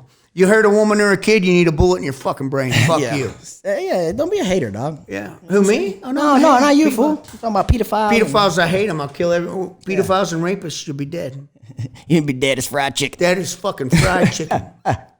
Man, I just listen. What a fucking great episode. What a great fucking 2-year anniversary. You know, Jesus fucking. Listen, we are in the middle of A pandemic this is about the most uncertain time the entire world had since 1918. Yeah, just to kind of reiterate the point, you have to understand. Even before then, even at that time, it wasn't as bad because the transfer and the transfer of information is not instantaneously at the speed of light as it is here in this day and age. So, in other words, even a pandemic back then was slow to spread. Right, and even that there was no interglobal travel like interglobal, like to the point where listen, the entire world is affected, and it was fucking in real goddamn time. And so was the anxiety and the fear, and then now we're here, locked down, a precedence that's never been fucking set before. Like we are in some new shit, and you can fucking be a conspiracy theorist all you want, whatever the fuck it is, but you guys need to understand that shit is irrelevant right now. We are where we are. You need to ask yourself how the fuck we got here. And fucking pray to God we get out this motherfucker so that you can start mitigating shit and preventing it from happening again. Listen, that's it. Just be in the moment right now. And we don't got nowhere to go. There's nothing to do. You cannot run from this. If you're a runner, guess what? Deal with it. You know how many people getting divorced? Okay, whooping their spouse's asses. Why? All these fucking years. They're running away from the fact they don't like their motherfucking spouse. You know what I'm saying? And then now they're forced to deal with each other. Listen, a lot of people, Steve, I believe, had come to the conclusion that they started asking themselves, is this where I want to be when Jesus comes? And the answer is no. And now they're fucking projecting that anxiety and hate. That's why they're having a hard time during this.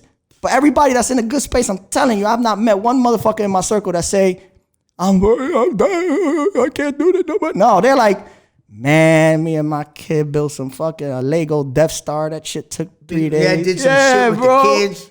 Fucking took a walk with the dog, made some lasagna. I'm gonna tell you, man, and this is what you gotta stand outside your fucking self and just realize, man, this is this generation's most important fucking moment. And I'm talking about the youth, them kids. This shit, they're gonna ask themselves when they're fucking adults, where were you when the world was locked down? And they're gonna say either having the time of my life with my dad, or not. I was scared. Yeah. I didn't know what was gonna happen. I didn't have a good time. My mom and dad was screaming every day, fight, punching each other, breaking glass, and they broke my iPad. That was my escape. All I wanted to do was watch YouTube all day, and I can't even have that. And I gotta face this ugliness. Why? Because two motherfuckers is self-centered, self-absorbed, and they can't stand outside themselves and say, I don't got nowhere to be and nothing to do, and I can't run. I need to tighten this shit up. Let me love, man. Let me lead with love, baby. Lead with love. And with that, brother. Yo, happy anniversary, my brother. Happy anniversary to you, bro. Love you, bro. Love your ass. You're my nigga. Yeah. What you said. I can't say that. You can say it. I can't say it. You can say it. All right, then. Out, you filthy fucking meat sacks. Kabam, bitches.